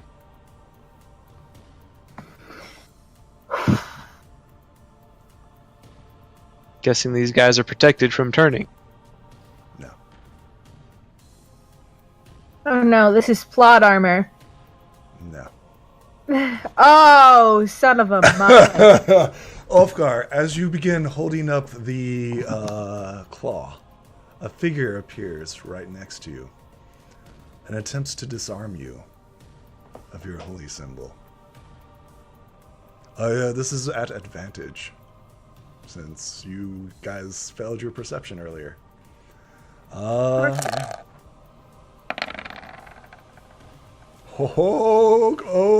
Ulfgar, buddy, you can do this. You can do it. Ulfgar. What am I rolling? Athletics? This is acrobatics or athletics, as this is a disarm attempt. Woo! Thank God. Buddy. What? Out of the mist, a claw hand grabs you. Can I use inspiration, or do I need it? Or you tell me. Before I go with the narration, tell me what you're doing. Are you using your inspiration? That's my question. Yeah, I'll use my inspiration. I can't afford to lose the holy symbol. Excellent. Okay. As this happens, a hand comes out, right? Grabs the holy symbol out of you. However, because of your divine inspiration, the thing goes off. Mark off the inspiration, buddy, and roll that initiative as everybody starts to roll. Up, down, right to left, blah, blah, blah, blah, blah. And that means he has to roll 2, since he was close enough. He was within range. Yeah, so that's the main guy. Hold on, we gotta wait for the turn tracker to pop up. 4, 5, 6, you need 6 more. Let's see here. And then DC 14? DC 14.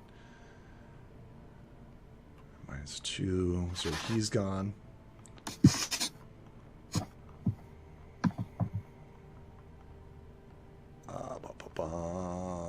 Am I in there? Do I have to roll again? And then I think one more. Hold on, he's doing something else before the initiative check. Awesome. Okay. Ulfgar, your power. Tell me how you destroy this creature.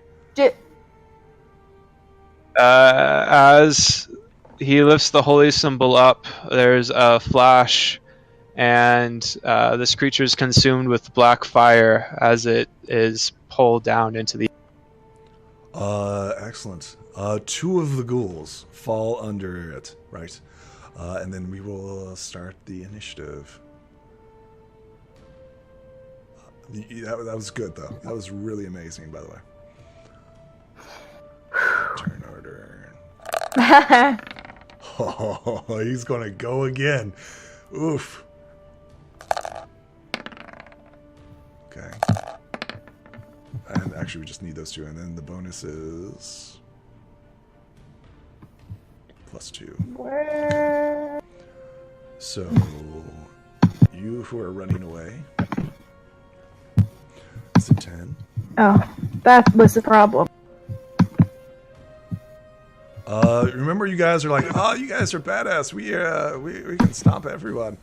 You are now going to be facing a champion. You guys ready for this? 25. I guess. You guys will be fine. You guys will be fine. Ascending order. Excellent. Excellent. Ulfgar, buddy. This creature comes out of the mists that you guys did not see and grabs your holy symbol. Seeing that the power that you wield and wash over it, it like shakes it off, right? And it still has a hold of your hand and will attempt to disarm you once again of your holy symbol. Roll it, buddy. Your holy symbol falls to the ground, and it picks it up. Oh. It then takes the disengage action as a bonus. 1, 2, 3, 4, 5. Oh, 4. I need 3. And it still has movement. 1, 2, 3, 4, 5. Yeah. Interesting. Top of the round. Ava, what's up? What's going on? Ava will see that bad thing just happened. Yep. So she'll turn and take a shot with her longbow at the guy who's running away. Excellent. Fire away. And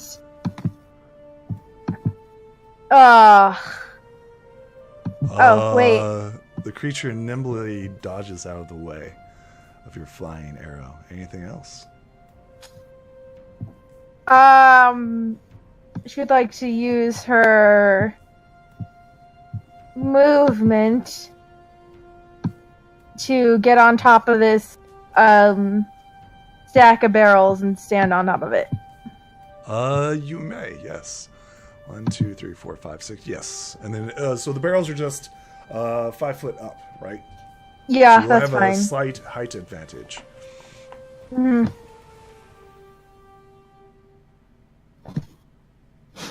Is this turnover correct? No. The thing is, Ava had a 21, not a 14. Yeah, that's weird. Okay, give me a second. Let me clear everything out. Go ahead and add your turn. I think that was from the old one because I saw knolls and stuff. So, let's see here. He rolled a 19, so it's a 19. He rolled a 19, so it's 25. This is better, but I had a 15. Yeah, put in what you had last time. And the ghouls have a +2, and I think there was a 10. There was a 10 and then an 11. Like 10 and 13. Okay. That looks much more cleaner.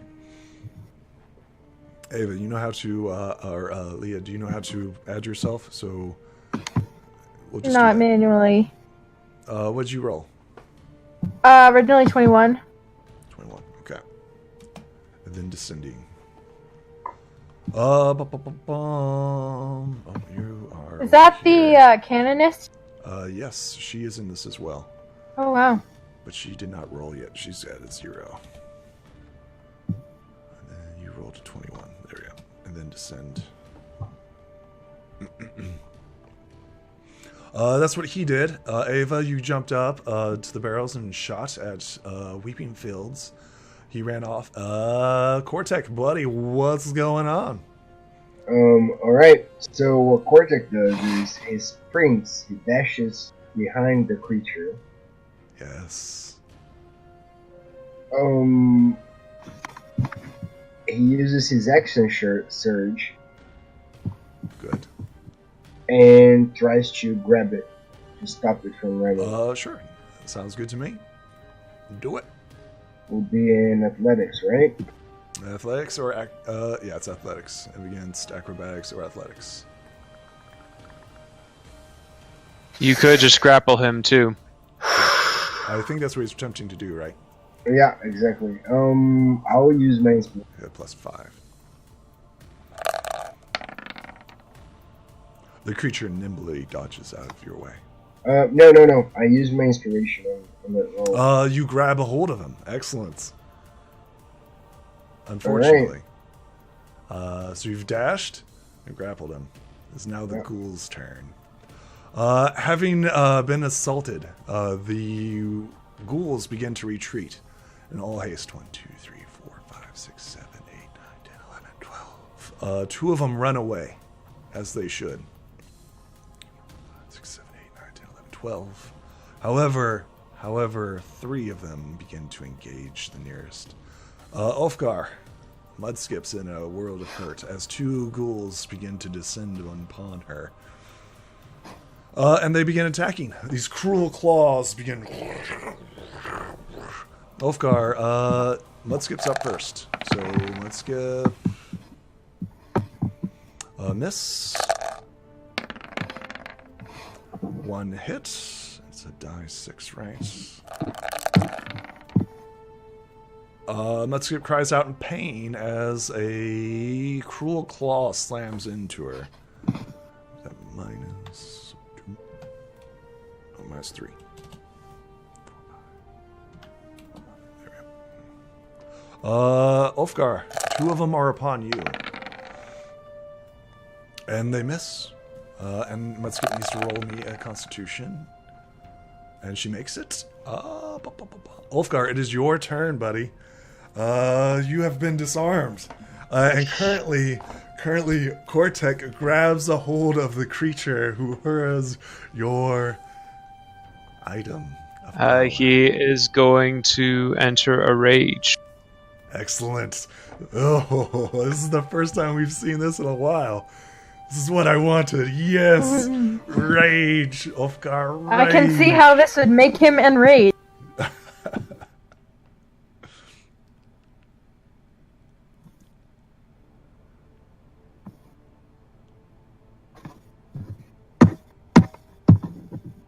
First, he is going to attack the ghoul in front. Excellent. Roll it.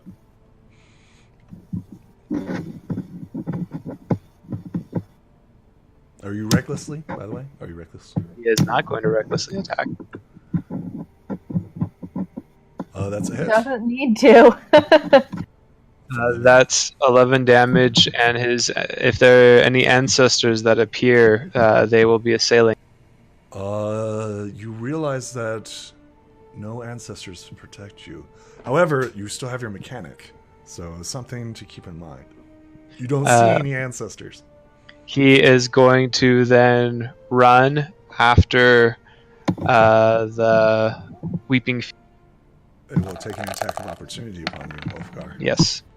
And that will hit. Roll me a con. He will have advantage against this. You'll have 7. Don't think so. Because he's a dwarf. It's not poison. Yeah. Is it? Oh. It's I thought it not was poison. generally Constitution. I guess I was... It's not poison. Does an 11 make Ulfgar, it? You're fine. You're fine. You're okay.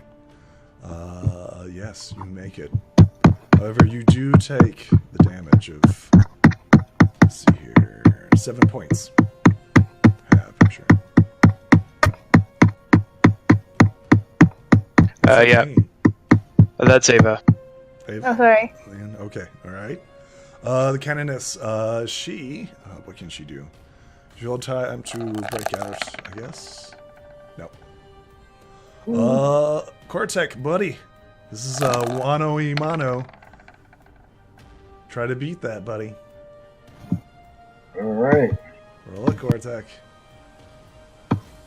You still have a hold of it. Awesome. It squirms and wiggles. However, your strength contains it. Ava. Whoa, puppy. It's your turn, Ava. How is our good friend Mudskip looking? She took some damage. She's taken 5 points of damage, so she's okay right now. Okay. However, if they paralyze her, she's going to be in a world of pain. Yeah, focus on saving Mudskip. Cortec and I will take out the other guy. Maybe.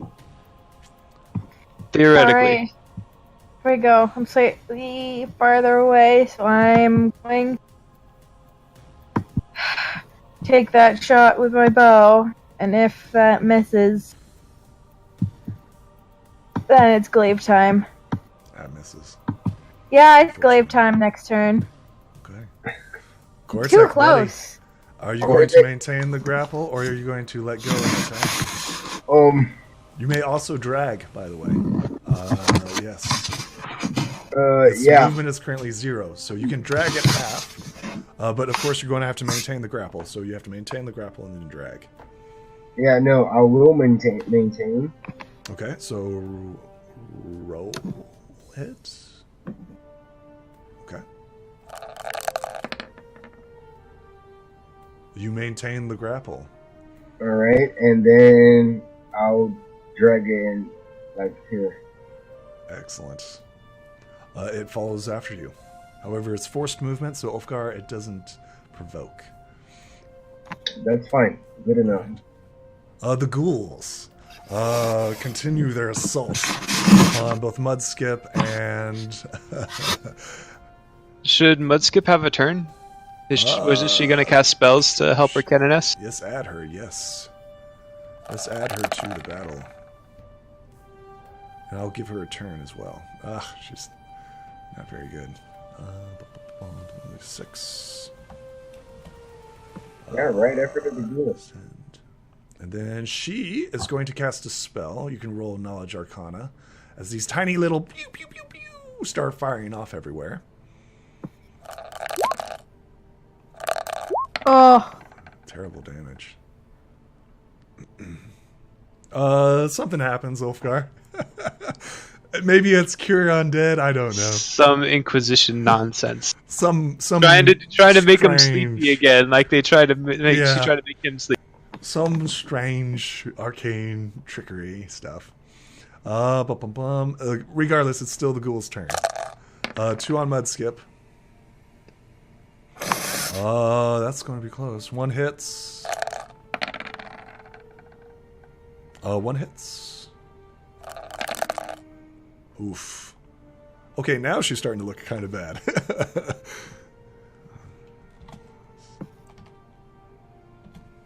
Cortec, buddy, as you are grappling this creature, the ghoul behind you attempts to swing upon you and crits. What, it has advantage? It does not. Actually, it does, because it's flanking, technically. What? You take 11 points of damage as this ghoul slams into the back of you. A claw finds a vital, and you need to roll me a con save.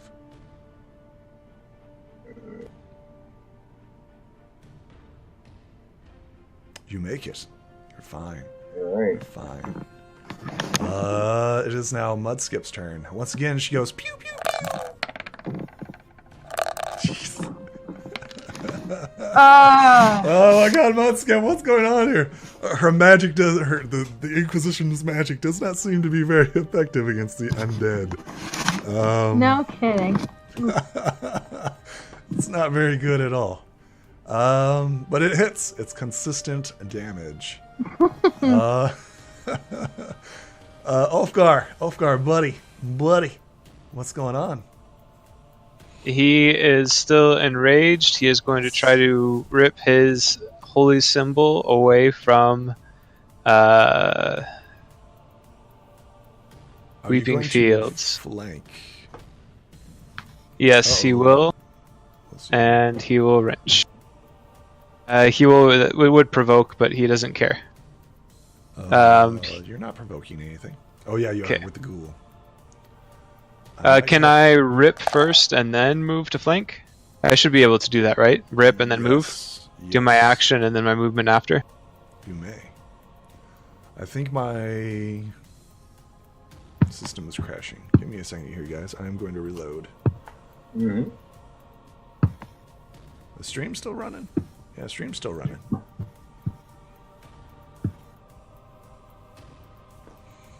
What is going on here? Yep, there it goes. There it goes.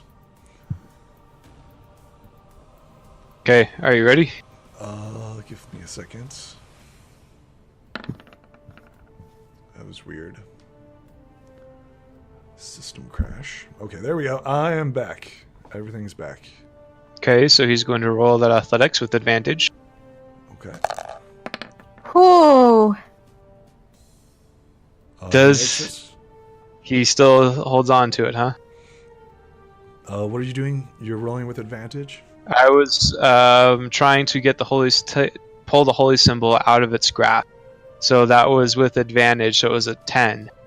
Because I'm raging, so I have advantage on athletics checks. Yes, you do succeed. You rip it out of its hands. Do you pick it up? Yes. So, to be clear, oh, wait, what? Well, before that happens, there's an attack of opportunity, right?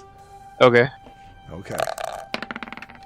No, So you currently have it, and that's a miss. Okay, all right. You've currently moved in position. Yes, excellent. And I have the holy symbol back in my hands, right? You have the holy symbol, yes. Excellent. Okay. The canoness will attempt to escape. As all this stuff is going on, she needs something really good. What's her bonus? No, not good enough. It's close, though. It's close. She needs above a 20 in order to do it. She's like working the hinges that are currently like rusted. She's working them currently. This creature pulls out a flask and, holding it high above itself, cracks it. Everyone who is within 30 feet. Wait, how did he do that? I'm grappling him. Yeah, he can still use items. He's not restrained, he's just grappled. Right. Oh, all right. Do what? Everybody needs to roll me a con save as he reaches into this flask and shatters it. Ulfgar, you are good. Ava, you are not. Damn it. Cortec, you are not. Definitely not. For 5 turns, you are blind. as this bright light crap. shines. You can roll me. What would this be? Knowledge would be alchemy, I guess. So if you have any alchemy skills, you may be able to identify this.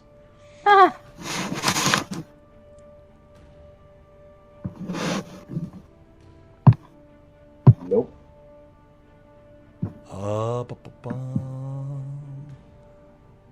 Ulfgar, you are fine. You can act normally. Mudskip, are you within 30? I think Mudskip's within 30. Oh, Yeah, no. Mudskip's within 30 too. Oh no. She makes it though.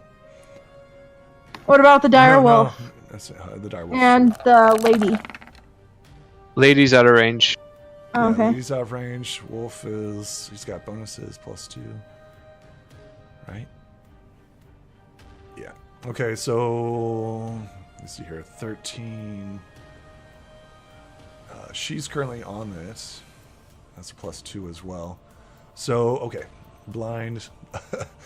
Lots of people are blind. Let's skip. She has a bonus. This character sheet. I should honestly be rolling her stats. Oh no, she failed that too. A lot of bad stuff's happening, you guys. A lot of blind people for 5 turns. Wow, I wasn't expecting that. Was not expecting that. Interesting. That's his turn. And I think as a legendary action, he will attempt to break the grapple that's on Kortek. Kortek, this is a grapple. Oh, son of a... Welcome to a champion. Bad things are going to happen real fast. I was expecting half the party to make this save. Well, what happens when it's... Oh, but he has a bonus, right? He has a +5 to this. Haha! Yes. He's using athletics to break the grapple. So he slips from your grasp. Ulfgar, seeing that Kortek is blind, he turns his attention to you. And in Dwarvish says, "Hello, gatekeeper." It is not the Knoll's voice. Kortek, buddy, you hear this gibberish. Unless you can speak Dwarvish. As it's like, "It's not no Wait, do I not get my turn because I'm blinded? No, you're up. You cannot make range attacks. Yeah, am I able to run? Yeah, I can. Find my You way. can't run. Your movement is halved. My movement is halved, huh? Yes, because you're blind. Oh. Not helpless. So I'll sort of try and make my way towards Mudskip, and while I'm going, I'll try and whistle for the wolf and point towards where I can hear Mudskip, and sort of like get the goals if he understands anything like that. But it was an attempt. Can I make an animal handling roll? You may, yes. Are you trying to like jump on the back of the direwolf? No, I'm trying to convince the wolf to attack the ghouls and defend Mudskip. Yes. Are you getting the direwolf involved? It did not make it save, I don't think. It doesn't matter. I had a +2. I think it rolled, yeah. Oh, everybody just failed that. My Let's animal get to handling that. wasn't good Yep, enough anyway. Yep. Lots of bad stuff. Expecting like at least half the party to make that save.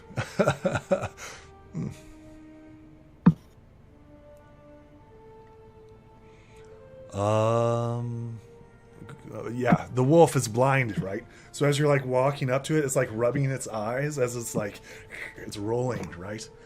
Something's happening. Kortek, buddy, the creature slips from your grasp. All right. Having the flanking advantage, would that mean I'll just roll normally for attack? So you have advantage. However, you have disadvantage because you are currently blind. Yeah. So it would be normal, right? It'd be just straight up normal. All right. So Kortek just unleashes its spears. 1, 2, 3. 1 hits. Alright, 7 damage. As your spear slams into it, you realize that your weapon is resisted. You hit bone. Oh god. That might be helpful in consideration. The ghouls. As it says, gatekeeper, right? The ghoul's eyes flash red as something happens, and realizing suddenly intelligence begins to occur within these creatures. They run around Mudskip, 2, 3, 4, 5, 6, and begin swarming a single person in order to protect it. Kortek, buddy, you are currently blind, and that means that these creatures have advantage on you as they begin to overwhelm and swarm around you. This is the first claw. Second claw. Third claw. Fourth claw. This is at a +3. Fifth claw. Sixth claw. They all have advantage. Which ones hit? Just 2 hit. The 17 and the 16. Excellent. I mean, you consider that equal numbers the attack wins, right? It's the numbers at advantage +3. No, I know, but my AC is 19 and the 16 is exactly 19. That does not hit then. Alright. Then just defenders always win. Then, However, it is a solid blow as this claw pierces your armor. You take 9 points of damage and roll me a con. Alright. Oh, man. Okay, so... A sudden coldness fills the air as these creatures' eyes blaze red. Something is taking direct control over these creatures. Oh, you're good, Kortek. Alright, Mudskip is blind. Since I'm blind, I cannot take reaction. I don't think so. Mm-hmm.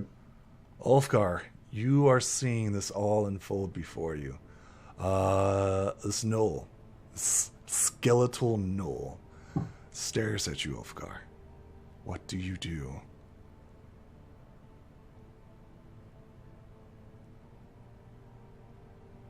By the way, figures appear. You have the items? Oh, and you're raging? Oh, you are not alone, Kortek. Or not Kortek, but Ulfgar. For around you appears figures.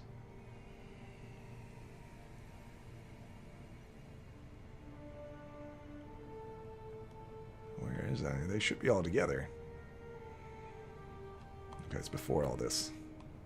I had to do a lot of custom figures, so. Oh, did you?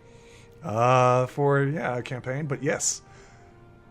Ulfgar, instead of one figure, you see all 3 of them.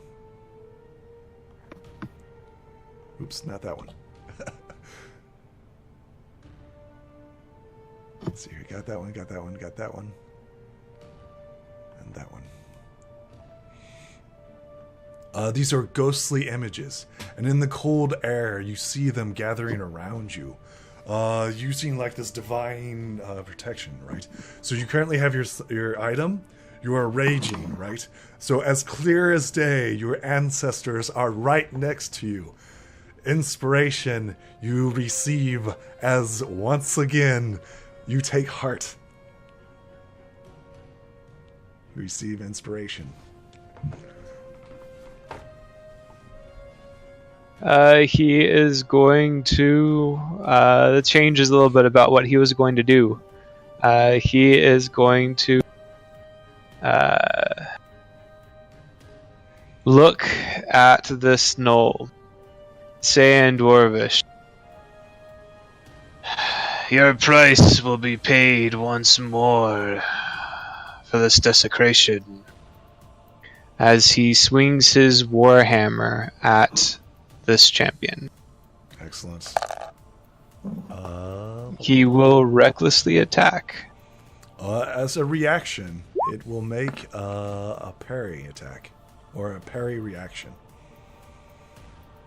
and blocks your incoming warhammer.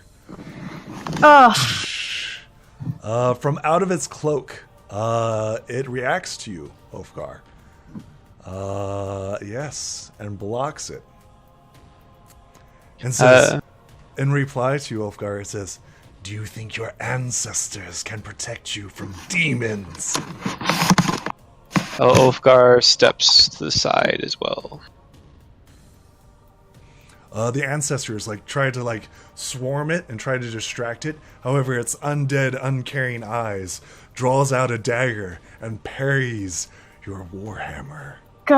Anything else, Ulfgar? I don't think there's anything else I can do while raging. Excellent. It's the Canoniss's turn. She will attempt to escape. No. Come on, buddy. Not even close. This creature smiles at you. And then attacks. Using its dagger multiple times. Whoosh, whoosh, attempting to pierce your defenses. Oh, no!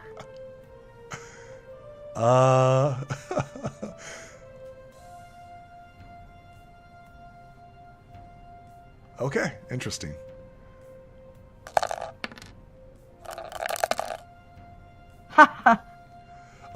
Take 9 points of damage as its blade pierces your flesh. It is not magical, however. It's not magical. So some of the smoke rises from the wounds as it doesn't cut as deep. The ancestors protect you.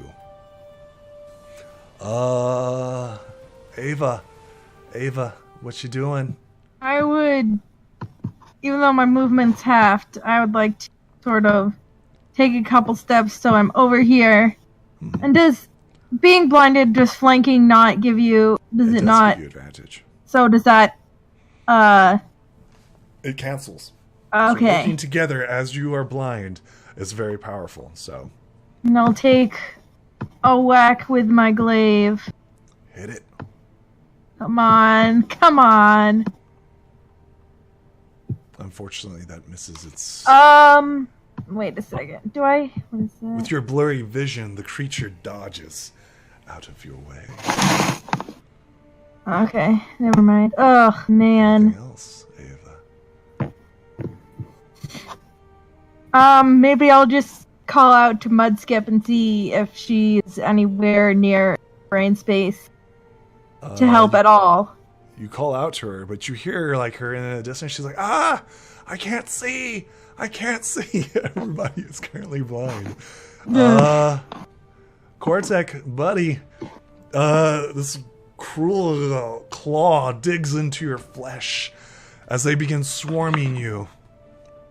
Yeah, well, as Cortec realizes there's other enemies around him, he's gonna try to attack this one, I guess, Yep. to his Excellent. left. You have advantage, but at disadvantage. That unfortunately misses. Oh my god. That unfortunate. Okay, buddy, tell me what happens. You rolled a natural one. Tell me what happens. Well, Cortec got clawed, so he tries to take it back, just attack his attacker. Yeah. But due to his blindness, he just swings spears in air without any sense. And as he tries roll me to a do die. that- 1, 2, 3, 4, 5. You have 5. 5 targets that could possibly be hit here as you're swinging wildly. Alright, die 3. It'd be a die 6, and then 6 will be just a miss. Ooh. Awesome. Awesome, you're just swinging wildly around. The options were you could have hit Weeping Fields, Ulfgar, or the three ghouls around you. But this swing is just wild, right? It just goes flying off in a random direction. You still have your weapon in your hand. However, it doesn't do anything. The ghouls, with their red eyes, nods to Weeping Fields as if some strange thing it moves around you, Ulfgar. This ghoul moves around poor Kortek, and lots of bad stuff begins to happen. With advantage, Kortek... Well, we're going to start with poor Ulfgar. Ulfgar, they have advantage. First claw. Oh, no. Second claw. Interesting. This creature is like blinded, right, by one of your mists. So the one of your ancestors becomes solidified for a brief moment and disappears, blinding this creature.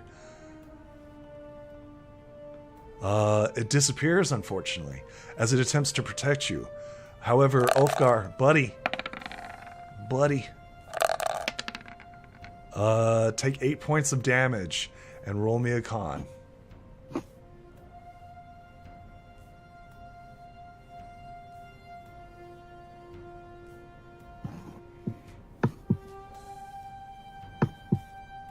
You're good. It's not magical, so that's helpful. Poor Kortek, they're on you. They have advantage. If it was actually magical, I would have advantage as well. I have advantage against... Right. That's right. That's true. Actually, no. So I do have advantage because I have advantage against being paralyzed from being a Duergar. Oh, even better. That's great. Kortek, those are four claws on you. What hit? 18 hits. 18 hits and 19 hits. Ouch. First claw. Take 9 points of damage. Second claw. Take 4 points of damage. Third claw. No, it's take just 4 two. Points of damage. Just 2 hit. Oh, just 2? Okay. Yeah. I need 2 con saves. Oh boy.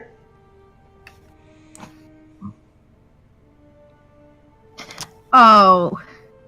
Kortek, I have bad news. I have really bad news. You are now paralyzed. Alright.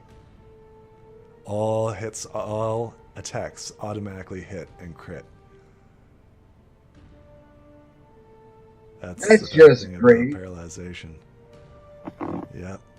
You are paralyzed for this turn. Mudskip, she is currently blind. We have currently had 2 rounds of blindness. Currently.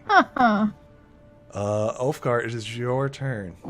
As Weeping Fields continues to mock you, are you provoking? Yes.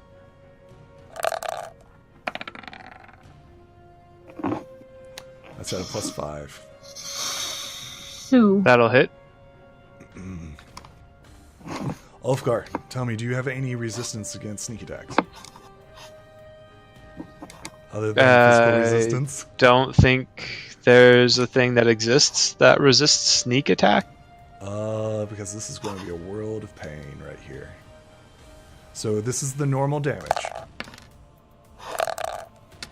I have rage, so I half. If it's not magical, I half it. Good. So you take 5, 6, 7, 8, 9, 10, 11, 12. 12 from that, and then the sneak attack lands. Oh, shit. Oh. Take 11 points of sneak attack as it pierces your flesh, finding that opportune moment to stab the shit out of you, Ulfgar. It's once again mocks you in Dwarvish. Your ancestors will not protect you. This is looking bad. Ulfgar, it is your turn. You moved. That was just a move. You can still do stuff.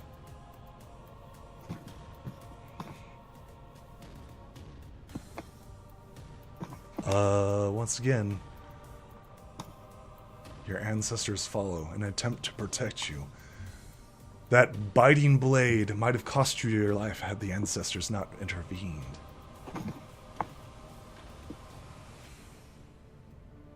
He's looking at what he can do. He is going to...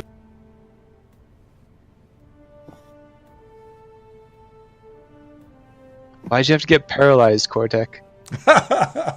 I don't know, buddy. I'm not sure why.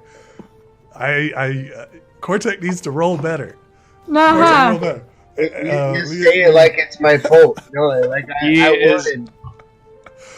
Bonus action going to end his rage. Main action, he's going to snap his fingers and cast Tethering Chain.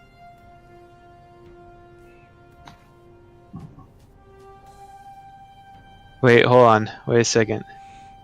What you doing, buddy? No, I'm not doing that. It affects... What you doing, buddy? Oh, That's stupid. Oh, yeah. Affects a lot of people.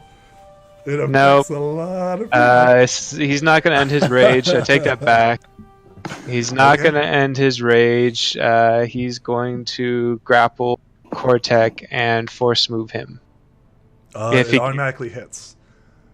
Okay, so he's going to grapple. However, if you move, you will be provoking... not if he swivels in his 5-foot area. Pivot! I will allow it. Thank I you. will allow it.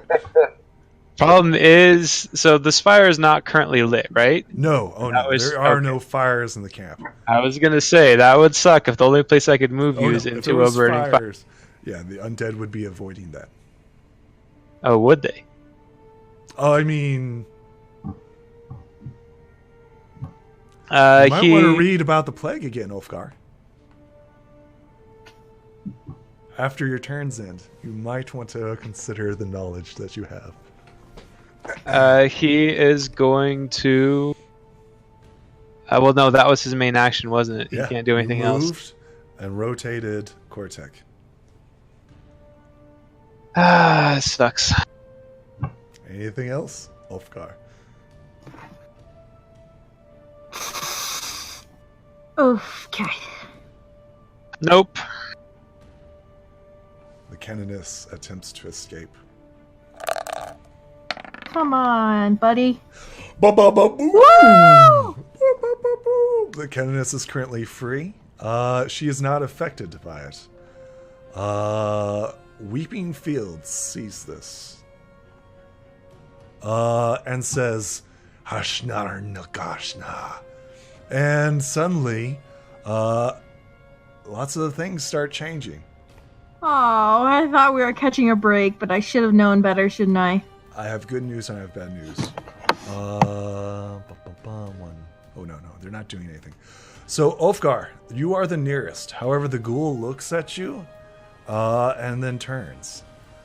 Weeping Fields looks at you, Ulfgar, and seeing that you still have your item, he's going to once again attempt to disarm you.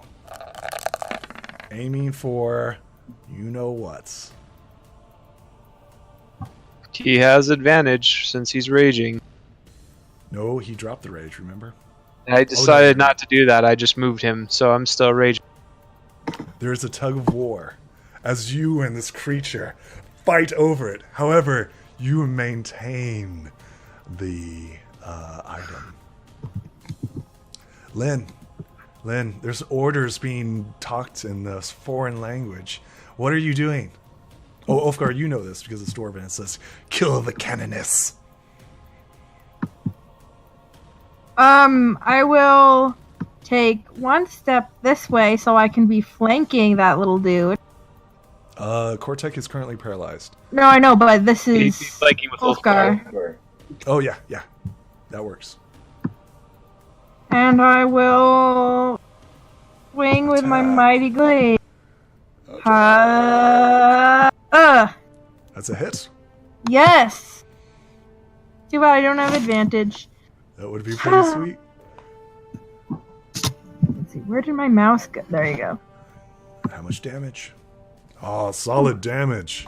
It shrieks in agony as it lands. Cortec, buddy, roll me a con save. You want to make this, trust me. Oh. Cortec, I have bad news for you. You are still paralyzed. However, unbeknownst to you, you have fallen off their radar. The ghouls. Ulfgar, take your attack of opportunity as the ghouls abandon you in favor of killing someone else. This one's blind. So it'll just move right here, I guess. Yeah, it's blind. That's a hit. Which one are you targeting? Ping, which one you're targeting? Has any of them been damaged before? Both have been damaged, yep. I'll attack this one then that had been hit before. That had just been hit by the glaive. Not... It's damage. It's damage. But it's still not out. -7. The ghouls, being followed by some otherworldly language, approaches you, Ulfgar. Attacks. It does not have advantage, so these are 2 claws. It actually has disadvantage from the blindness, doesn't it? Yeah, actually, and it misses. And then they begin beating on the poor Kenniness. What about Mudskip? She's in range 2 melee attack right now. She is blind. She's blind, and it's not. She didn't provoke from her. No, I know, but it's Mudskip's turn. Oh, never mind. No, it's not yet. It's not her turn. However, if she was, she could take a reaction had she not been blind and made an attack. I have good news and I have bad news. All of those hits. Oh, what is the possibly be the good news? They're not attacking you. Oh my god! And then I need 2 con saves. She's not gonna make it. Ulfgar still hasn't cast any spells yet, so you can't say that. He's raging currently. He can't. The Kenniness is currently paralyzed. If he ends his rage. She takes a butt ton of damage. Is that 18?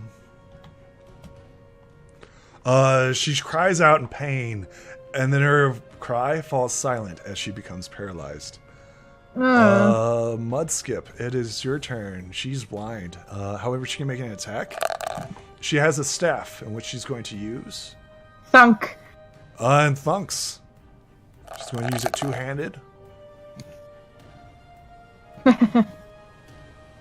Well, that's decent damage, but it's not a lot. She destroys the ghoul. Holy crap. She destroys the ghoul. Just barely, though. Just barely. Ulfgar. That's some divine purpose. Ulfgar. She beats him with a stick, protecting her Kenniness. Once you hear this whisper, Ulfgar, is, your ancestors will not save you. Ulfgar grins. He's going to drop his rage. Then let's see what Gia has to say about that. He casts Erupting Earth, centered just off to the side, so that this 20-foot area right here. Let me draw. So he's let me, because he's not gonna hurt everyone else, but he's going to hurt the champion. Maybe we'll see. That's not what I wanted. It's a deck save.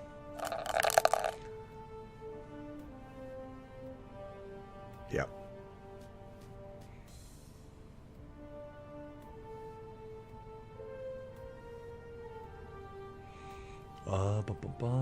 Save throw. Each creature must take a dex saving throw. A creature takes d6 on a failed, on a half. Okay, so roll damage for half. Becomes difficult terrain. Yeah, that's fine. Then you can cast things. That's decent damage, but it's halved. And it's bludgeoning. Ooh, interesting. It's bludgeoning, and it's rough terrain. Creates rough terrain. You realize that the damage inflicted here does all of its damage to this creature. 35. Excellent. Save. And then Now it's Elfgar. that was a spell he cast. He is going to step over here.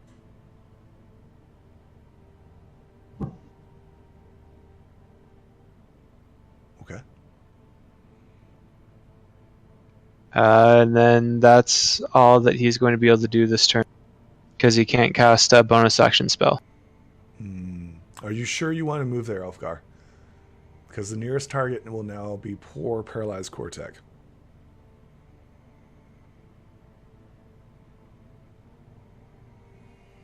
Yes. Okay.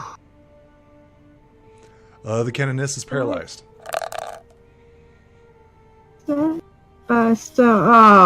She is no longer paralyzed, but that's the good. end of her turn.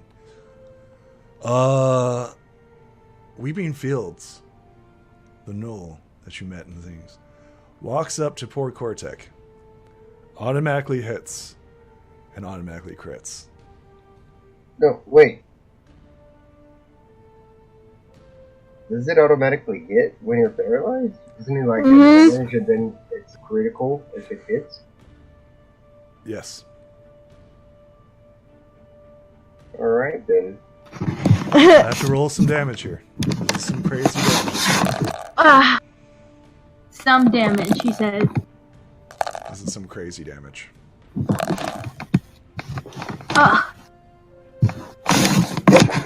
Okay. You'll be alright. You'll be alright. 3, 4, 5. So 5, 8, 9, 10, 11, 12, 13, 14, 15. So you take 15 points of damage. And now here's the crit damage. Or the, sneaky type damage.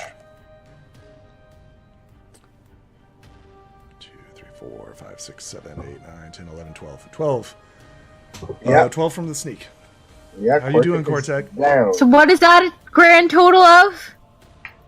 It was 29 damage. You still up, buddy? No, I'm down. But you're not dead. That's the important part. Yeah. It looks at you, Ulfgar, and smiles, and says, "The ancestors will not protect you, Ulfgar." Or no, gatekeeper.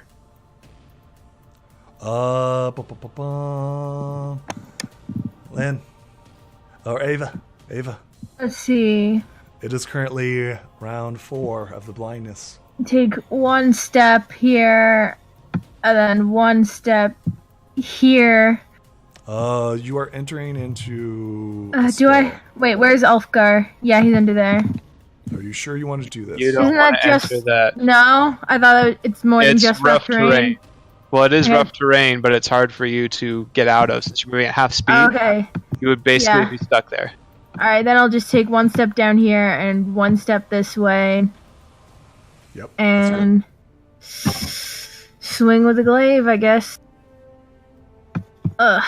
There's not much else I can do with blindness.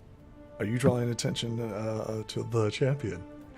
I hope you miss. Let's just tell you that I hope you miss. You do miss. Oh. So I'm just swinging away, just like trying to do something helpful. Kortek, roll me a death saving throw.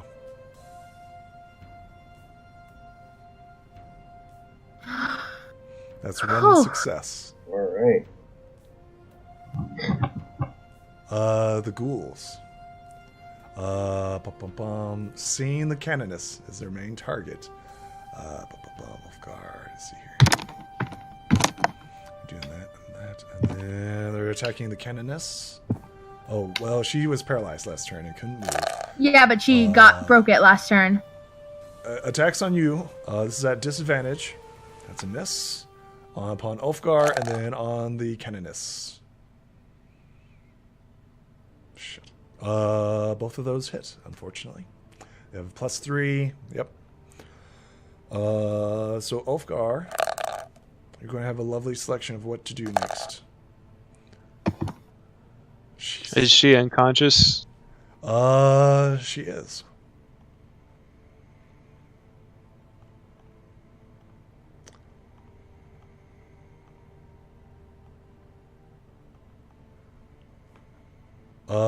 And you recall that the last order was to kill the Canoness.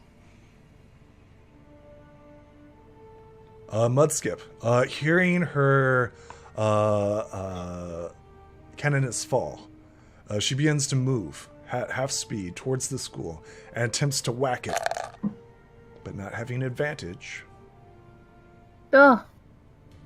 Oh, that's going to be close.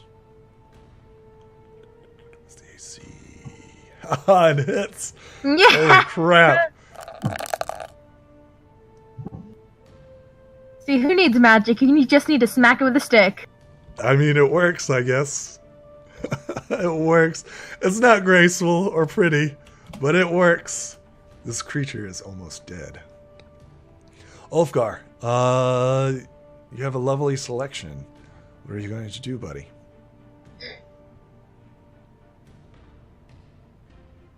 Oh, and this school moves at half speed around you. As if some force is telling it to. As if some intelligence is driving it. Forgot about that. But it's your turn, Ulfgar. Your spirits continue to wisp around you. Does that provoke an opportunity attack from Ulfgar? The ghoul trying to move around It him? just rotated around. It's blind. It's currently permanently blind. However, it rotates completely around. We need to grab the Canoness and escape now. You say to your blinded companions. You say to an unconscious Cortec hand. So hold on. He is going to reach down and Circle of Mortality, Cure Wounds, Cortec. Excellent. Forget the rage bonus. You get 11 hit points. You get rage bonus. You get rage bonus. All right. Welcome back to the living, buddy. Bonus action. Spare the dying on the Canoness.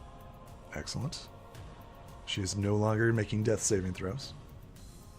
She's still unconscious. And then he yells that we need to escape.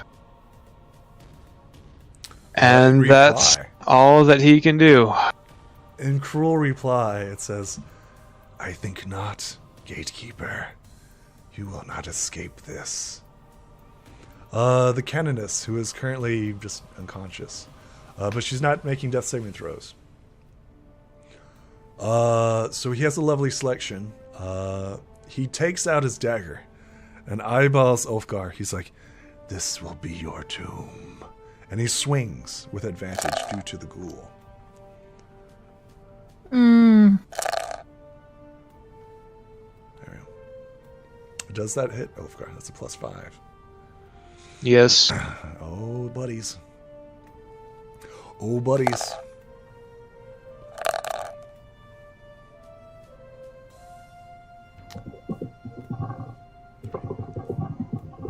It's +5. So take 9 points of damage as it pierces your flesh.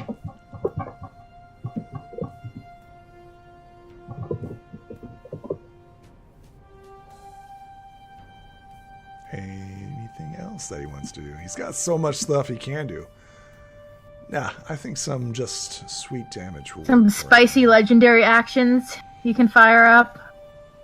Yeah, this is a champion, by the way. Not that it's a suggestion or anything, of course. I'm just looking at what he can do. Just saying what he can do. Ava, what you going to do, Ava?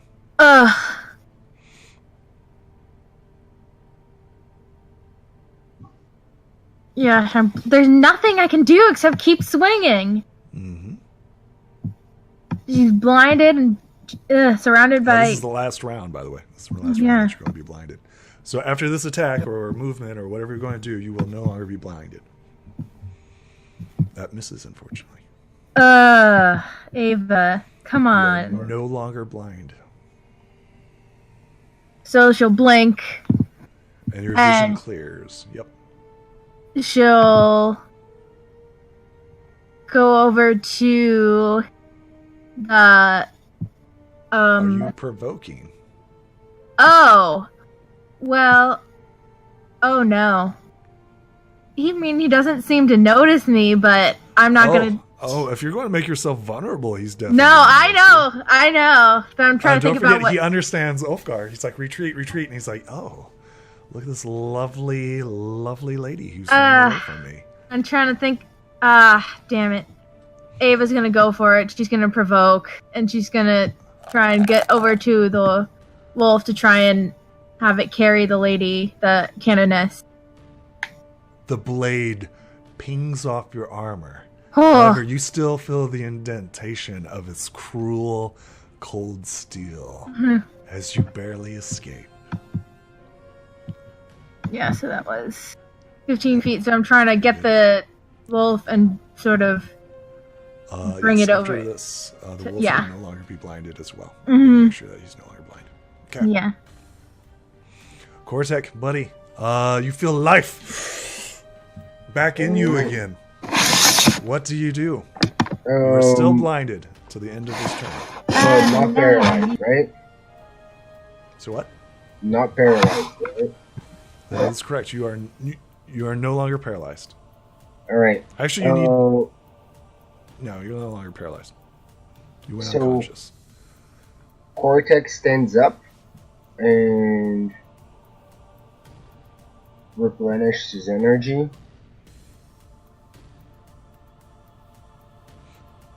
Nice. Yeah, that plus 5. So 14. And, well,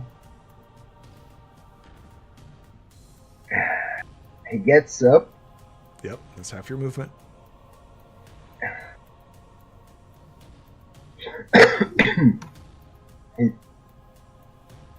He tries to bash on the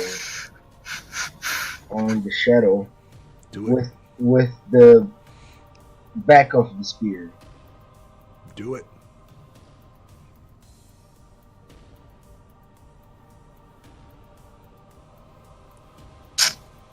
Whoa. So that's a crit. However, one lands, one crits. Okay. So spear, you're turning it around and using the butt of it. Yeah. Go ahead and roll that sweet damage. Yeah, and would be like a D4 or D6? It would be one-handed spear. All right. It's just switching the weapon. So what you're doing is you're just making it into a staff. Mm-hmm. Does that make sense? Yeah.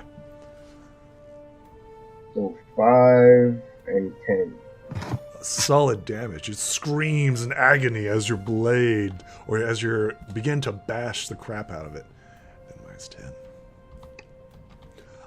Yeah, you did a lot of damage to it. I wonder who is he going to target next. This is interesting. The ghoul was told to kill the canoness, and this is when it attacks twice on the canoness. It is a crit. No. She is dead.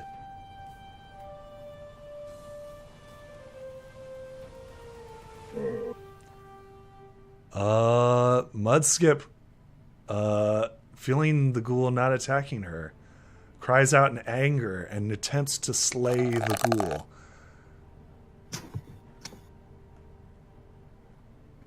And hits.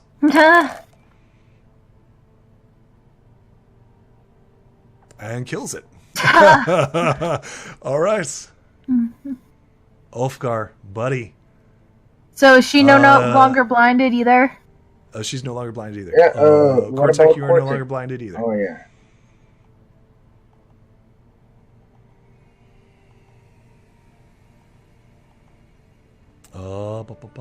It is your turn, Ulfgar. Once again, this changes a little bit what he's going to do, but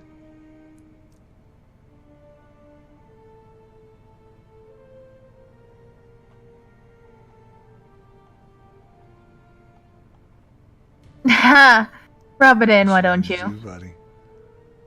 What you gonna do?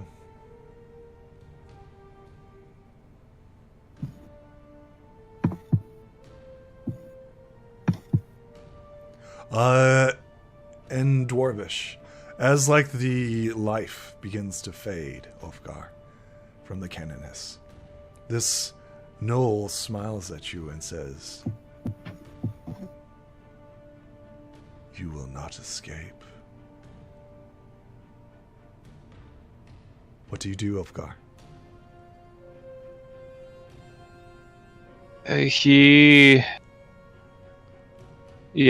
He can still do something to try and help the Cananis, but he's not going to be able to do that with this champion on his back. Decisions. Decisions. But would she be the only one that knows, or no? Yes. This is eating resources away from poor Ulfgar. Life and death decisions must be made. He is going to cast a spell. Spare the dying. Well, spare the dying only works if they're unconscious. It doesn't work if they're dead. That is true. That's not quite what I wanted to do. Let me do the full spell.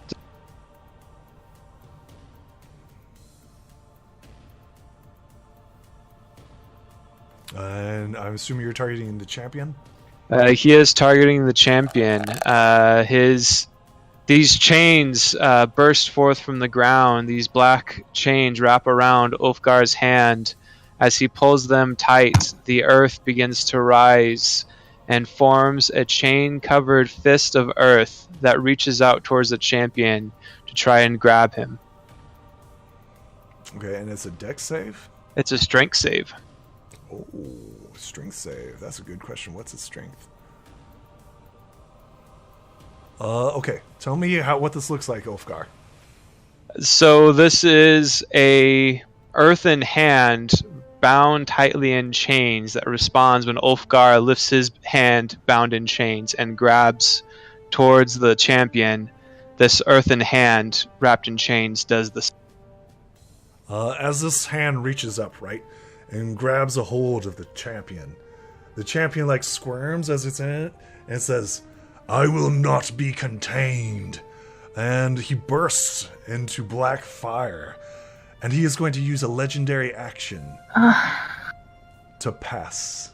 And he's like, "Raw!" And the hand crumbles as black flames wash over him. It is the Cananis' turn. She is dead.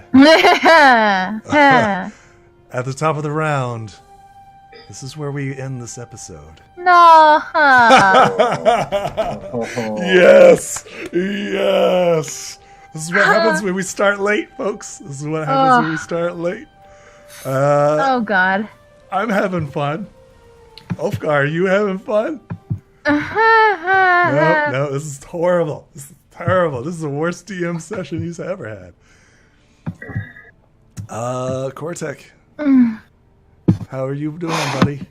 I'm hating this. Come on, I was useless. I mean, I rolled so well in the beginning, but hey, it's just dice to just bound, and you had the highest AC too. Yeah, true. Yeah, there's a reason why I was targeting you, Cortec. If it started to everybody else, if we were a slaughter fest. Oh God. I mean, you can still do it, I guess. I mean, you did good. You held them off for a really long time until you failed your con. Are we still recording? Oh yeah.